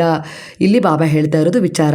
ಬಿಡಬೇಕಾದದ್ದು ಜನರನ್ನಲ್ಲ, ಕೆಲವು ಸಂಬಂಧಗಳನ್ನಲ್ಲ, ಅವರ ಮೇಲೆ ಇರುವ ಅತಿಯಾದ ಅವಲಂಬನೆ ಬದಲಾಗಬೇಕಾಗಿದ್ದು ಅನ್ನೋ ರೀತಿಯಲ್ಲಿ ಬಾಬಾ ಹೇಳ್ತಾ ಇದ್ದಾರೆ. ಪರಿಸ್ಥಿತಿಯಲ್ಲ, ಅದನ್ನು ನೋಡುವ ನಿಮ್ಮ ದೃಷ್ಟಿಕೋನ ಬದಲಾಗಬೇಕು. ನಿಮ್ಮೊಳಗೆ ಸ್ಥಿರವಾದಾಗ ಹೊರಗಿನ ಬಿರುಗಾಳಿಗಳು ನಿಮ್ಮನ್ನು ಅಲುಗಾಡಿಸಲು ಸಾಧ್ಯ ಆಗೋದಿಲ್ಲ. ಇದು ನಿಮ್ಮ ಒಂದು ಸಂಬಂಧ ಇಲ್ಲ ನಕಾರಾತ್ಮಕ ಎನರ್ಜಿ, ಇನ್ಯಾವುದೇ ರೀತಿ ಒಂದು ಸಮಸ್ಯೆಯಲ್ಲಿ ಇದ್ದಿರೋಲ್ಲ, ಅವು ನಿಮ್ಮೊಳಗಿನ ಬಲ ಸ್ಥಿರವಾದಾಗ ಅವು ಯಾವುದೂ ನಿಮ್ಮನ್ನು ಅಲುಗಾಡಿಸೋದಿಲ್ಲ. ಹಾಗಾಗಿ ಭೌತಿಕ ವಿಚಾರಗಳನ್ನು ಒಂದಿಷ್ಟು ನಕಾರಾತ್ಮಕವಾಗಿದ್ದಾವೆ ಅನ್ನೋದಾದರೆ ಅವುಗಳನ್ನು ಕೈ ಬಿಡಿ. ನಿಮ್ಗೆ ಯಾವುದು ಉತ್ತಮ ಅದನ್ನು ಸ್ಥಿರವಾಗಿಟ್ಕೊಳ್ಳಿ. ಜೀವನದಲ್ಲಿ ನೀವು ಏನು ಮುಂದೆ ಹೋಗಬೇಕು ಅಂತೇಳಿ ಬಯಸ್ತಾ ಇದ್ರಲ್ಲ, ಅದರಲ್ಲಿ ನಿಮಗೆ ಪ್ರಗತಿ ಸಿಗುತ್ತೆ, ಮದುವೆ ಆಗುತ್ತೆ ಆದಷ್ಟು ಬೇಗ, ನಿಮ್ಮ ಚಿಂತೆ ದೂರ ಆಗುತ್ತೆ. ಹಾಗೆ ನಿಮ್ಮ ಮಕ್ಕಳ ಪರವಾಗಿ ನೀವು ಏನು ಪ್ರಾರ್ಥನೆ ಮಾಡ್ತಿದ್ರಲ್ಲ ಅದು ಕೈಗೂಡುತ್ತೆ. ನಿಮ್ಮ ಮಕ್ಕಳು ಒಂದು ಓದೋ ವಿಚಾರದಲ್ಲಾಗಿರ್ಬೋದು, ಯಾವುದೋ ಒಂದು ವಿಚಾರದಲ್ಲಿ ಸ್ವಲ್ಪ ದೂರ ಆಗುವ ಸಮಯ ಹತ್ತಿರ ಬರ್ತಾ ಇದೆ, ಅದು ಮದುವೆ ಆಗಿ ಹೋಗೋದಾಗಿರ್ಬೋದು. ಈ ರೀತಿಯಾಗಿ ಅದನ್ನು ನೀವು ಆ ಪರಿಸ್ಥಿತಿಯನ್ನು ಸಂಭಾಳಿಸಲೇಬೇಕು. ಯಾಕಂದರೆ ಅವರಿಗೊಂದು ಜವಾಬ್ದಾರಿಯುತ ಸ್ಥಾನ ಸಿಗ್ತಾ ಇದೆ ಅಂದರೆ ಆಗ ನೀವು ಒಂದು ಜವಾಬ್ದಾರಿಯನ್ನು ಕಳ್ಕೊಳ್ತಾ ಇರ್ತಾರೆ. ಹಾಗಾಗಿ ಮನಸ್ಸಿನ ಹಿಡಿತವನ್ನು ಸ್ವಲ್ಪ ಇಟ್ಕೊಳ್ಳಿ, ನಿಮ್ಮನ್ನು ನೀವು ಸಂಭಾಳಿಸಿ. ಹಾಗೆ ಶಿರಡಿಗೆ ಹೋಗುವ ಸಾಧ್ಯತೆ ಹೆಚ್ಚಾಗಿ ಹತ್ತಿರ ಬರ್ತಾ ಇದೆ. ಯಾಕಂದರೆ ಬಾಬಾ ಹೇಳಿದಂತೆ ಅವರನ್ನು ಆಯ್ಕೆ ಮಾಡ್ಕೊಳ್ತಾರೆ. ಗುಬ್ಬಿಯ ಕಾಲಿಗೆ ದಾರ ಕಟ್ಟಿ ಎಳೆಯೋ ಹಾಗೆ ನಿಮ್ಮನ್ನು ಎಳ್ಕೊಳ್ತಾರೆ, ಆಶೀರ್ವದಿಸ್ತಾರೆ. ಗುರುವಿನ ಕರುಣೆಯನ್ನು ಸಂಪಾದನೆ ಮಾಡ್ಕೊಂಡಿದ್ದೀರಾ. ನಿಮ್ಮ ಉತ್ತಮವಾದ ಕರ್ಮದ ಉದ್ದೇಶಗಳಲ್ಲಿ ನಿಮ್ಮ ಉಪದೇಶಗಳು ಅಂದರೆ ಗುರುವಿನ ಉಪದೇಶಗಳಿಗೆ ಕನೆಕ್ಟ್ ಆಗಿದ್ದಾವೆ. ಅಂದರೆ ನೀವೀಗ ನಿಮ್ಮ ಮನಸ್ಥಿತಿನ ಹೇಗೆ ಇಟ್ಕೊಂಡಿದ್ದೀರೋ ಅದೇ ರೀತಿ ನಿಮ್ಮ ಜೀವನದಲ್ಲಿ ಅದ್ಭುತವಾದ ಬೆಳಕು ಬರ್ತಾ ಇದೆ. ಅದು ಯಾರದ ಮೂಲಕ ಸಹಾಯ ಆಗಿರ್ಬೋದು, ಯಾರೋ ನಿಮ್ಮ ಜೀವನಕ್ಕೆ ಬರೋದಾಗಿರ್ಬೋದು, ಇಲ್ಲ ಇನ್ಯಾರೋ ನಿಮಗೆ ನೋವು ಕೊಡ್ತಾ ಇರೋರು ಶಾಶ್ವತವಾಗಿ ನಿಮ್ಮ ಜೀವನದಿಂದ ದೂರ ಆಗೋದಾಗಿರ್ಬೋದು. ಯಾಕಂದರೆ ಅವರಿಂದ ನಿಮ್ಗೆ ತುಂಬ ತೊಂದರೆ ಆಗಿತ್ತು. ಏನಪ್ಪ ಈ ಸಮಸ್ಯೆಗೆ ಏನು ಮಾಡೋದು ಅಂತ ನಿಮಗೆ ಗೊತ್ತಾಗದೆ ಗುರುವಿನ ಶರಣದಲ್ಲಿ ಹಾಕಿಬಿಟ್ಟಿದ್ರಿ. ಅಲ್ಲಿಂದ ನಿಮಗೆ ಒಂದು ರಿಲೀಫ್ ಸಿಗೋದ್ರಲ್ಲಿ ಇದೆ. ಯಾವ ಉದ್ದೇಶದಲ್ಲಿ ನೀವು ಮುಂದುವರಿಬೇಕು ಅಂತಿದ್ರು ಅದು ಖಂಡಿತ ಆಗುತ್ತೆ. ಆದರೆ ಮೌನವಾಗಿರಿ, ಎಲ್ಲರ ಹತ್ರನೂ ಡಂಗೂರ ಸಾರೋದು ಬೇಡ. ನಾನು ಹೀಗೆ ಮಾಡ್ತೀನಿ ಹಾಗೆ ಮಾಡ್ತೀನಿ ಅಂತೇಳಿ. ಆ ಕಾರ್ಯ ರೂಪುಗೊಂಡಾಗ ತಾನಾಗಿ ಜನರಿಗೆ ಕಾಣುತ್ತೆ. ಅಲ್ಲಿಯವರೆಗೂ ಸಮಾಧಾನವಾಗಿರಿ. ಅಂದರೆ ಇಲ್ಲಿ ತುಂಬ ಜನ ಏನೋ ಒಂದು ಸಾಧನೆ ಮಾಡಬೇಕು, ಓದೋ ವಿಚಾರ, ಇಲ್ಲ ಕೆಲಸ ತಗೊಳ್ಬೇಕು, ಇಲ್ಲ ಏನೋ ಒಂದು ವ್ಯಾಪಾರ ಮಾಡಬೇಕು, ಈಗ ಏನೋ ಒಂದು ಸಂಬಂಧವನ್ನು ಬದಲಾವಣೆ ಮಾಡ್ಕೋಬೇಕು ಅಂತ ಬಯಸ್ತಾ ಇದ್ದೀರಾ ಅಂದರೆ 6 ತಿಂಗಳ ಕಾಲ ಸತ್ತಂತೆ ಬದುಕಿ, ನಂತರ ಸಾಧನೆ ತಾನಾಗಿ ತನ್ನನ್ನು ಗುರುತಿಸ್ಕೊಳ್ಳುತ್ತೆ ಅನ್ನೋ ರೀತಿಯಲ್ಲಿ ಬಾಬಾ ಮೆಸೇಜ್ ಕೊಡ್ತಾ ಇದ್ದಾರೆ. ಅಲ್ಲಿವರೆಗೂ ನಿಮ್ಮ ಒಂದು ಶ್ರಮ ಹಾಕಿ, ಶ್ರಮಕ್ಕೆ ಪ್ರತಿಫಲ ಭಗವಂತ ಕೊಡ್ತಾನೆ, ಕರ್ಮ ಮಾಡಿ ಅನ್ನೋ ರೀತಿಯಲ್ಲಿ ಬಾಬಾ ಹೇಳ್ತಾ ಇದ್ದಾರೆ. ಅದರ ಆಧಾರದ ಮೇಲೆ ನಿಮ್ಮ ಜೀವನದಲ್ಲಿ ಕೆಲವಷ್ಟು ಬದಲಾವಣೆಗಳು ಆದಷ್ಟು ಬೇಗನೆ ಕಂಡುಕೊಳ್ತೀರಾ. ಹಾಗೆ ಕೆಲವು ಜರ್ನಿ ಶುರುವಾಗುತ್ತೆ. ಅಂದರೆ ಒಂದಿಷ್ಟು ಪ್ರಯಾಣ ಮಾಡ್ಬೋದು ನೀವು, ಅದು ನಿಮ್ಮ ಕುಲದೇವರಾಗಿರ್ಬೋದು, ಇಲ್ಲ ಯಾವುದೋ ಯಾತ್ರೆ, ಇಲ್ಲ ಯಾರೋ ಬಂದು ಕರ್ಕೊಂಡು ಹೋಗ್ಬೋದು, ಈ ರೀತಿ ಇದೆ. ಸ್ವಲ್ಪ ಎಚ್ಚರಿಕೆ ಇರಲಿ ನಿಮ್ಮ ಬಗ್ಗೆ, ನಿಮ್ಮ ಆರೋಗ್ಯದ ಬಗ್ಗೆ, ಸ್ವಲ್ಪ ಶಿಸ್ತಿನ ಬಗ್ಗೆ ಅನ್ನೋ ರೀತಿಲಿ ವಿಚಾರ ಬರ್ತದೆ. ಅಂದರೆ ಇನ್ನೊಬ್ಬರನ್ನ ಕಾಳಜಿ ಮಾಡ್ತಾ ಇದ್ದೀರಾ, ಪ್ರೀತಿ ಮಾಡ್ತಾ ಇದ್ದೀರಾ, ನಿಮ್ಮ ಕುಟುಂಬದ ಬಗ್ಗೆ ನಿಮಗೆ ತುಂಬ ಪ್ರೀತಿ ಇದೆ, ಇಲ್ಲ ಅಂತಲ್ಲ. ಹಾಗಂತ ನಿಮ್ಮನ್ನು ಕೂಡ ನೀವು ಪ್ರೀತಿಸ್ಕೊಳ್ಳೇಬೇಕು. ಯಾಕಂದರೆ ನಿಮ್ಮ ಆತ್ಮ, ನಿಮ್ಮ ದೇಹ ನಿಮಗೆ ನಿಮ್ಮ ಪ್ರೀತಿ ಕೊಡ್ತೀರಾ, ಗೌರವ ಕೊಡ್ತೀರಾ ಅನ್ನೋ ರೀತಿಯಲ್ಲಿ ಕಾಯ್ತಾ ಇದೆ. ಹಾಗಾಗಿ ಅದನ್ನು ಕೂಡ ನಿರ್ಲಕ್ಷ್ಯ ಮಾಡೋದು ಬೇಡ. ಹಾಗೆ ನಿಮ್ಮ ಒಂದು ಆರೋಗ್ಯದ ಕಡೆ ಗಮನ ಕೊಡಬೇಕು. ಸ್ವಲ್ಪ ವ್ಯಾಯಾಮ, ಅತಿಯಾಗಿ ತಿನ್ನೋದು ಬೇಡ, ಅತಿಯಾಗಿ ಅಳೋದು ಬೇಡ, ಅತಿಯಾಗಿ ಚಿಂತಿಸೋದು ಬೇಡ. ಸಕಾಲಕ್ಕೆ ಎಲ್ಲವೂ ಸರಿಯಾದ ಪರಿವರ್ತನೆಯನ್ನು ತಗೊಳುತ್ತೆ. ಗುರುವಿನ ಮೇಲೆ, ನಿಮ್ಮ ಆತ್ಮವಿಶ್ವಾಸದ ಮೇಲೆ ನಂಬಿಕೆ ಇಡಿ. ಹಾಗೆ ಕುಲದೇವಿಯ ಒಂದು ಆಶೀರ್ವಾದವನ್ನು ಪಡೆದುಕೊಳ್ಳುವ ಸಮಯ ಬಂದಿದೆ. ಕಾಲಭೈರವನ ಆಶೀರ್ವಾದ ನಿಮಗೆ ಸದ್ಯದಲ್ಲೇ ಸಿಗುತ್ತೆ. ವೀರಭದ್ರನ ಒಂದು ಆಶೀರ್ವಾದ ನಿಮಗೆ ಸಿಗ್ತಾ ಇದೆ. ಯಾಕಂದರೆ ಇವರಿಬ್ಬರ ಆಶೀರ್ವಾದದಿಂದ, ಇವರು ಅಂದರೆ ಸ್ವಲ್ಪ ಸ್ಟ್ರಾಂಗ್ ದೇವತೆಗಳು ಅಂತಾರಲ್ಲ, ಹಾಗಾಗಿ ಮಹಾಕಾಳಿಯ ಆಶೀರ್ವಾದದಿಂದ ನಿಮ್ಮ ಸುತ್ತ ಒಂದಿಷ್ಟು ಜನರು ನಕಾರಾತ್ಮಕ ಪರಿಣಾಮವನ್ನು ಬೀರ್ತಾ ಇದ್ದಾರೆ. ಆದರೆ ಅದು ಕೈಗೂಡ್ತಾ ಇಲ್ಲ. ಅವರು ಎಷ್ಟೇ ನಿಮ್ಮ ಮೇಲೆ ಕೆಟ್ಟ ಪರಿಣಾಮವನ್ನು ಬೀರಬೇಕು ಅಂತ ಹೊರಟಾಗಲೂ ಕೂಡ ಅಲ್ಲಿ ಅವ್ರಿಗೆ ಅಡೆತಡೆ ಆಗ್ತದೆ. ನಿಮಗೆ ಅಡೆತಡೆ ಆಗ್ತಿಲ್ಲ, ನಿಮ್ಮ ಬಗ್ಗೆ ಅವ್ರು ಕೆಟ್ಟ ಪರಿಣಾಮವನ್ನು ಬೀರಬೇಕು ಅಂತ ಬಯಸ್ತಾ ಇದ್ದಾರೆ, ಅವರಿಗೆ ಅಡೆತಡೆ ಆಗ್ತಾ ಇದೆ ಅಂದರೆ ಅಲ್ಲಿಗೆ ಅರ್ಥ ಮಾಡ್ಕೊಳ್ಳಿ, ಈ ಒಂದು ಸ್ಟ್ರಾಂಗ್ ಎನರ್ಜಿಗಳು ನಿಮ್ಮನ್ನು ಕನೆಕ್ಟ್ ಮಾಡಿದೆ ಅನ್ನೋ ರೀತಿಯಲ್ಲಿ ಇದು ನಿಮ್ಮ ಪಿತೃಗಳ ಆಶೀರ್ವಾದವನ್ನು ತೋರಿಸ್ತಾ ಇದೆ. ನೀವು ನಾಯಿಗೆ ಏನಾದರೂ ಆಹಾರ ಕೊಟ್ಟಿದ್ದೀರಾ, ಹಾಗಾಗಿ ಇಲ್ಲಿ ಕಾಲಭೈರವನ ಆಶೀರ್ವಾದದ ಒಂದು ಎನರ್ಜಿ ನಿಮಗೆ ಕನೆಕ್ಟ್ ಆಗಿದೆ. ಖಂಡಿತ ಕಾಲಭೈರವನ ಆಶೀರ್ವಾದ ಇದೆ ಅಂದರೆ ಗುರುವಿನ ಮುಖೇನ ಕಾಲಭೈರವನ ಆಶೀರ್ವಾದ ನಿಮಗೆ ಸಿಕ್ಕಿದೆ ಅನ್ನೋ ರೀತಿಯಲ್ಲಿ ಬರ್ತದೆ. ಒಟ್ಟಾರೆಯಾಗಿ ಮಹಾಕಾಳಿಯ ಅನುಗ್ರಹ ಆಶೀರ್ವಾದದಿಂದ ನಿಮ್ಮ ಮಕ್ಕಳ ಒಂದು ವಿಚಾರದಲ್ಲಿ ನೀವು ಬದಲಾವಣೆ ಕಾಣ್ತೀರಿ. ಇದು ಕುಲದೇವತೆ ಆಗಿರ್ಬೋದು, ಇಲ್ಲ ನೀವು ಇಷ್ಟಪಡುವ ಒಂದು ದೇವಿ ಆಗಿರ್ಬೋದು, ಎಲ್ಲೋ ಈ ಒಂದು ಎನರ್ಜಿಗೆ ನೀವು ಕನೆಕ್ಟ್ ಆಗಿದ್ದೀರಾ. ಹಾಗಾಗಿ ಮಹಾಕಾಳಿಯ ಆಶೀರ್ವಾದ.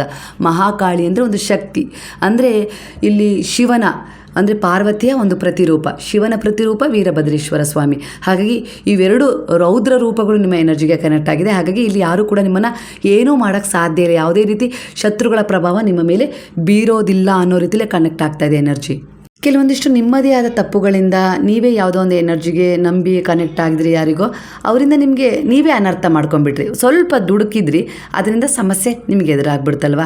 ಅದರಿಂದ ಪಾಠ ಕಲ್ತಿದ್ದೀರಾ, ಆದರೆ ಒಂದಿಷ್ಟು ಸಮಸ್ಯೆಗಳಿಂದ ಹೊರಗೆ ಬರೋಕ್ಕಾಗ್ತಾಯಿಲ್ಲ. ಅದೇನೋ ಹೇಳ್ತಾರಲ್ಲ, ದಾರಿಲಿ ಹೋಗ್ತಾ ಇರೋ ಮಾರಿನ ಮನೆಗೆ ಎಳ್ಕೊಂಡ್ರು, ಮೈ ಮೇಲೆ ಎಳ್ಕೊಂಡ್ರು ಅನ್ನೋ ಹಾಗೆ ಕೆಲವೊಂದು ವಿಚಾರಗಳಲ್ಲಿ ನೀವು ಸಿಕ್ಕಿ ಹಾಕ್ಕೊಂಡ್ಬಿಟ್ಟಿದ್ದೀರಾ. ಆದರೆ ಇದರಿಂದ ಹೊರಗೆ ಬರೋಕ್ಕೆ ನಿಮಗೆ ಮನುಷ್ಯರು ಸಹಾಯ ಮಾಡೋದಿಲ್ಲ. ಯಾರ ಹತ್ರನೇ ಹೇಳ್ಕೊಳಕ್ಕೆ ಹೋಗಬೇಡಿ. ಭಗವಂತನಲ್ಲೇ ನೀವು ಈ ವಿಚಾರವನ್ನು ಇಟ್ಟು ಶರಣಾಗಿ ಒಂದು ಸಂಕಲ್ಪ ಮಾಡಿ ಗುರುವಿನ ಸೇವೆ ಮಾಡಿ. ಹಾಗೆ ನೀವು ನಂಬಿದ ಕುಲದೇವತೆಯ ಸೇವೆ ಆಗಿರ್ಬೋದು, ಗ್ರಾಮ ದೇವತೆಯ ಮಂದಿರಕ್ಕೆ ಹೋಗಿ ಒಂದು ಸೇವೆಯನ್ನು ಮಾಡಿ ಬನ್ನಿ ಅನ್ನೋ ರೀತಿಯಲ್ಲಿ ಬಾಬಾ ಹೇಳ್ತಾ ಇದ್ದಾರೆ. ಅದೇ ರೀತಿ ಮಾಡಿ. ಒಟ್ಟಾರೆಯಾಗಿ ನೀವು ಗುರುವಿನ ಶರಣದಲ್ಲಿದ್ದೀರಾ ಅಂದರೆ ಅವರು ನಿಮಗೆ ಯಾವೆಲ್ಲ ರೀತಿಯಲ್ಲಿ ನಿಮ್ಮ ಜೀವನದಲ್ಲಿ ನೀವು ಸುಧಾರಣೆ ಕಂಡುಕೊಳ್ಳೋಕ್ಕೆ, ಕೆಲವೊಂದು ಬ್ಲಾಕೇಜ್ಗಳನ್ನು ರಿಮೂವ್ ಮಾಡ್ಕೊಳ್ಳೋಕ್ಕೆ, ಒಂದಿಷ್ಟು ಕಾರ್ಮಿಕ್ ಸೈಕ್ಲಿಂಗ್ ಇರೋ ವಿಚಾರಗಳಲ್ಲಿ ಪರಿವರ್ತನೆ ಕಂಡುಕೊಳ್ಳೋಕ್ಕೆ ದಾರಿ ಮಾಡೇ ಮಾಡಿಕೊಡ್ತಾರೆ. ಒಟ್ಟಾರೆಯಾಗಿ ಅವರ ಶರಣದಲ್ಲಿ ನೀವು ಬಂದಿದ್ದೀರಾ ಅಂದರೆ ಒಂದಲ್ಲ ಒಂದು ತಿರುವಿನೊಂದಿಗೆ ನಿಮ್ಮ ಜೀವನವನ್ನು ಬೆಳಗಿಸುವ ಸಿದ್ಧತೆ ಖಂಡಿತ ನಡೀತಾ ಇದೆ. ಖಂಡಿತ ನಿಮ್ಮ ಮನೆಯಲ್ಲಿರುವ ಒಂದಿಷ್ಟು ವ್ಯಾಕುಲತೆ ದೂರ ಆಗುತ್ತೆ, ಒಂದು ಶುಭ ಸಮಾರಂಭಗಳು ನಡೆಯುತ್ತೆ. ಹಾಗೆ ಒಂದಿಷ್ಟು ಖರೀದಿಯನ್ನು ಕೂಡ ಮಾಡ್ತೀರಾ ಕೆಲವರ ಎನರ್ಜಿ ಪ್ರಕಾರ. ಅದಕ್ಕೊಂದು ಉತ್ತಮವಾದ ಸಮಯ ಬರಲಿ. ಈಗ ಒಂದು 2 ವಾರ ಬೇಡ ಅನ್ನೋ ರೀತಿಯಲ್ಲಿ ಬರ್ತಾ ಇದೆ. ನೀವೇನು ಅಂದ್ಕೊಂಡಿದ್ರು ಅದರಲ್ಲಿ ಸ್ವಲ್ಪ ಸಮಾಧಾನವಾಗಿರಿ. ಅದನ್ನು ಯಾರ ಹತ್ರನೇ ಹೇಳ್ಕೊಳ್ಳೋದು ಬೇಡ. ಜೀವ ಈಗಾಗಲೇ ಕೆಲವರ ಎನರ್ಜಿ ಪ್ರಕಾರ ತುಂಬ ನೊಂದಿದೆ. ಪರಿವರ್ತನೆ ಯಾವಾಗ ಸಿಗುತ್ತೆ? ಮೊದಲು ಪ್ರೀತಿ ಇತ್ತು, ಈಗ ಅದರಲ್ಲಿ ತುಂಬ ಅಂದರೆ ತುಂಬ ಒಂದು ನರಕನೂ ಅಲ್ಲೇ ನೋಡಿದಿರಿ. ಎಲ್ಲಿ ಪ್ರೀತಿ ಸಿಕ್ಕಿತ್ತೋ ಅಲ್ಲಿ ನರಕದ ಅನುಭವವನ್ನು ಕೂಡ ನೀವು ಪಡ್ಕೊಳ್ತಾ ಇದ್ದೀರಾ. ಆದರೆ ಇದು ಯಾವಾಗ ಪರಿಹಾರ ಆಗುತ್ತೆ? ಕೆಲವು ಜವಾಬ್ದಾರಿಗಳಿದ್ದಾವೆ, ಹಾಗಾಗಿ ಅಲ್ಲಿಂದ ಹೊರಗೆ ಬರೋಕ್ಕೂ ಆಗ್ತಾಯಿಲ್ಲ, ಅದರೊಳಗೆ ಇರೋಕ್ಕೂ ಆಗ್ತಾಯಿಲ್ಲ. ಈ ರೀತಿ ಒಂದು ಬಂಧನದಲ್ಲಿ ನೀವು ಸಿಕ್ಕಾಕೊಂಡಿದ್ದೀರಾ. ಆದರೆ ಬಾಬಾ ಇರೋದರಿಂದ ನೀವೆಲ್ಲೋ ಒಂದು ರೀತಿಯಲ್ಲಿ ಮನಃಶಾಂತಿಯನ್ನು ಹೊಂದಿ ಹೀಲ್ ಆಗ್ತಾ ಅಲ್ಲೇ ನಿಮ್ಮ ಕರ್ತವ್ಯವನ್ನು ಪೂರ್ಣಗೊಳಿಸ್ತಾ ಇದ್ದೀರಿ. ಹೆದರ್ತಾ ಇಲ್ಲ, ಅಂಜುತ್ತಾ ಇಲ್ಲ. ಏನಾದರೂ ಆಗಲಿ ನನ್ನ ಮಕ್ಕಳಿಗೋಸ್ಕರ, ಇಲ್ಲ ಈ ಪರಿಸ್ಥಿತಿಯನ್ನು ಸಂಭಾಳಿಸೋಕ್ಕೋಸ್ಕರ ನಾನು ಇರಲೇಬೇಕಿಲ್ಲಿ, ಇದನ್ನು ನಾನು ಹೇಗಾದರೂ ಮಾಡಿ ಈ ಅಧ್ಯಾಯವನ್ನು ಪೂರ್ಣಗೊಳಿಸ್ತೀನಿ ಅನ್ನೋ ರೀತಿಲಿ ಪೂರ್ಣಗೊಳಿಸ್ತಾ ಇದ್ದೀರಾ. ಅಂದರೆ ಈಗ ಒಂದು ಪಾಠ ಇರುತ್ತೆ, ಒಂದು ಪಾಠ ತುಂಬ ಸುಲಭವಾಗಿ ಓದಲಿಕ್ಕೆ ಈಸಿಯಾಗಿ ಅದರದ್ದು ಕ್ವಶನ್ ಆನ್ಸರ್ ಕಲ್ತ್ಬಿಡ್ತೀರಾ. ಇನ್ನೊಂದು ಪಾಠ ತುಂಬ ಕಷ್ಟ ಆಗುತ್ತೆ. ಎಷ್ಟು ಟೀಚರ್ಸ್ ನಿಮಗೆ 10 ಸಾರಿ ಪಾಠ ಮಾಡಿದ್ರೂ ಕೂಡ ನಿಮ್ಗೆ ತಲೆಗೆ ಹೋಗ್ತಾ ಇಲ್ಲ. ಆದರೂ ಕೂಡ ನಾನು ಏನಾದರೂ ಪರವಾಗಿಲ್ಲ, ಈ ಪಾಠವನ್ನು ಕಲಿತೀನಿ, ಅಭ್ಯಾಸ ಮಾಡ್ತೀನಿ ಅನ್ನೋ ರೀತಿಲಿ ನಿಂತಿದ್ದೀರಾ. ಇದು ನಿಮ್ಮ ಆಧ್ಯಾತ್ಮಿಕ ಶಕ್ತಿ ಎಷ್ಟಿದೆ ಅನ್ನೋ ರೀತಿಯಲ್ಲಿ ತೋರಿಸ್ತದೆ. ಅಂದರೆ ಈಗ ನೀವು ಒಂದು ಆಧ್ಯಾತ್ಮಿಕ ಒಂದು ಯಾತ್ರೆಯಲ್ಲಿ ಇದ್ದೀರಲ್ವ, ಹಾಗಾಗಿ ಇಲ್ಲಿ ನಿಮಗೆ ಬಲ ಬಂದಿದೆ. ಯಾಕಂದರೆ ಇದು ಸ್ಪಿರಿಚುವಲ್ ಗ್ರೋತ್ ಆಗ್ತಾ ಇದೆ ಅಂದರೆ, ಒಂದು ಆಧ್ಯಾತ್ಮಿಕ ದಾರಿಯಲ್ಲಿ ನೀವಿದ್ದೀರಾ ಅಂದರೆ ಇದು ಭಗವಂತನ ದಾರಿಯಾಗಿದೆ, ಅವರನ್ನು ತಲುಪುವ ದಾರಿಯಾಗಿದೆ. ಗುರುವಿನ ಒಂದು ಆಧ್ಯಾತ್ಮಿಕ ದಾರಿಯಲ್ಲಿ ನಿಮ್ಮನ್ನು ಕನೆಕ್ಟ್ ಮಾಡಿದರೆ ಗುರುವು ಅಂದರೆ ಖಂಡಿತವಾಗಿಯೂ ಈಗ ನಿಮ್ಮಲ್ಲಿ ಒಂದು ಆತ್ಮವಿಶ್ವಾಸ ಹೆಚ್ಚಾಗಿದೆ. ನಾನು ಸೋಲು ಒಪ್ಕೊಳ್ಳೋದು ಬೇಡ, ಏನಾದರೂ ಮಾಡೋಣ, ಅದೆಷ್ಟಾರ ಕಷ್ಟ ಆಗಲಿ ನಾನು ಗೆಲ್ಲೋಣ, ಸರಿಪಡಿಸ್ಕೊಳ್ಳೋಣ ಅನ್ನೋ ರೀತಿಯಲ್ಲಿ ಹಠ ಹುಟ್ಟಿದೆ, ಛಲ ಹುಟ್ಟಿದೆ. ಇದು ಒಂದು ಒಳ್ಳೆಯ ಹಠ, ಛಲ, ಆತ್ಮವಿಶ್ವಾಸದ್ದು ಅನ್ನೋ ರೀತಿಯಲ್ಲಿ ಕನೆಕ್ಟ್ ಆಗ್ತದೆ. ಸ್ವಲ್ಪ ಮೌನವಾಗಿರಿ ಎಲ್ಲ ವಿಚಾರಗಳಲ್ಲಿ, ಯಾಕಂದರೆ ಮೌನದ ಶಕ್ತಿ ಅಪಾರವಾದ ದೊಡ್ಡ ಒಂದು ಎನರ್ಜಿಯನ್ನು ನಿಮಗೆ ತಂದುಕೊಡುತ್ತೆ. ಎಷ್ಟು ಮಾತಾಡಬೇಕು, ಎಷ್ಟು ಜನರನ್ನು ಇಗ್ನೋರ್ ಮಾಡಬೇಕು, ಆ ಪರಿಪಾಠವೂ ಕೂಡ ನಿಮಗೆ ಗುರುವಿನ ಒಂದು ಅಂತರ ಶಕ್ತಿಯ ಮೂಲಕ ಸಿಗುತ್ತೆ. ಯಾಕಂದರೆ ಬಾಬಾ ಹೇಳ್ತಿದ್ರೆ, ನನ್ನನ್ನು ಹೊರಗೆ ಹುಡ್ಕೋದು ಬೇಡ, ನಾನು ನಿನ್ನೊಳಗೆ ಇದ್ದೀನಿ, ನಾನು ನಿನ್ನೊಳಗೆ ಕಾರ್ಯನಿರ್ವಹಿಸ್ತಿದ್ದೀನಿ, ಅದು ನಿನ್ನ ಮೂಲಕ. ಹಾಗಾಗಿ ನಿನ್ನಲ್ಲಿ ಈ ಪರಿವರ್ತನೆ ಸಿಕ್ಕಿರೋದು. ನಾನು ನಿನ್ನನ್ನು ಹೀಲ್ ಮಾಡ್ತಿದ್ದೀನಿ. ನಿನ್ನಲ್ಲಿರುವ ನಕಾರಾತ್ಮಕತೆ ಆಗಿರ್ಬೋದು, ಸುತ್ತಮುತ್ತ ಎಂಥದ್ದೇ ಒಂದು ಪರಿಣಾಮ ಬೀರ್ತಾ ಇರೋ ಜನರ ಎನರ್ಜಿಯನ್ನಾಗಿರ್ಬೋದು ದುನಿಯಲ್ಲಿ ಹಾಕಿ ಸುಟ್ಟು, ಅಂದರೆ ಪುಟಬಿಟ್ಟ ಚಿನ್ನವನ್ನು ಆಗಿಸ್ತಾ ಇದ್ದೀನಿ ನಿನ್ನ ಅನ್ನೋ ರೀತಿಲಿ, ಆಗ ನಿನಗೆ ಬೆಲೆ ಬಂದೇ ಬರುತ್ತೆ ಅನ್ನೋ ರೀತಿಲಿ ಹೇಳ್ತಾ ಇದ್ದಾರೆ. ಈ ಎನರ್ಜಿ ನಿಮ್ಮ ಎನರ್ಜಿಗೆ ಕನೆಕ್ಟ್ ಆಗಿ ನಿಮ್ಮ ವಿಚಾರಗಳಿಗೆ ರೆಸೆಂಟ್ ಆಗಿದ್ದರೆ, ನಾನು ಹೇಳಿದ್ದಲ್ಲ ಗುರು ಹೇಳಿದ್ದು, ಅವರಿಗೆ ಕೃತಜ್ಞತಾಪೂರ್ವಕವಾಗಿ ಸಾಯಿರಾಮ್ ಅಂತ ಹೇಳಿ ಕಮೆಂಟ್ ಮಾಡಿ. ಬಾಬಾರ ಹಾಗೆ ನೀವು ನಂಬಿದ ದೇವರ ಎನರ್ಜಿಯನ್ನು ನಿಮ್ಮೊಳಗೆ ಆಹ್ವಾನ ಮಾಡ್ಕೊಳ್ಳೋಕ್ಕೆ ಈ ಒಂದು ದಾರಿ ಸಿಗುತ್ತೆ ನಿಮಗೆ. ಹಾಗೆ ಈಗೆಲ್ಲರೂ ಸೇರಿ ಹೇಳೋಣವಾ, ಹರೇ ರಾಮ ರಾಮ ರಾಮ ಹರೇ ಹರೇ, ಹರೇ ಕೃಷ್ಣ ಕೃಷ್ಣ ಕೃಷ್ಣ ಹರೇ ಹರೇ, ಹರೇ ಸಾಯಿ ಸಾಯಿ ಸಾಯಿ ಹರೇ ಹರೇ, ಹರೇ ಬಾಬಾ ಬಾಬಾ ಬಾಬಾ ಹರೇ ಹರೇ, ಹರೇ ದತ್ತ ದತ್ತ ಹರೇ ಹರೇ.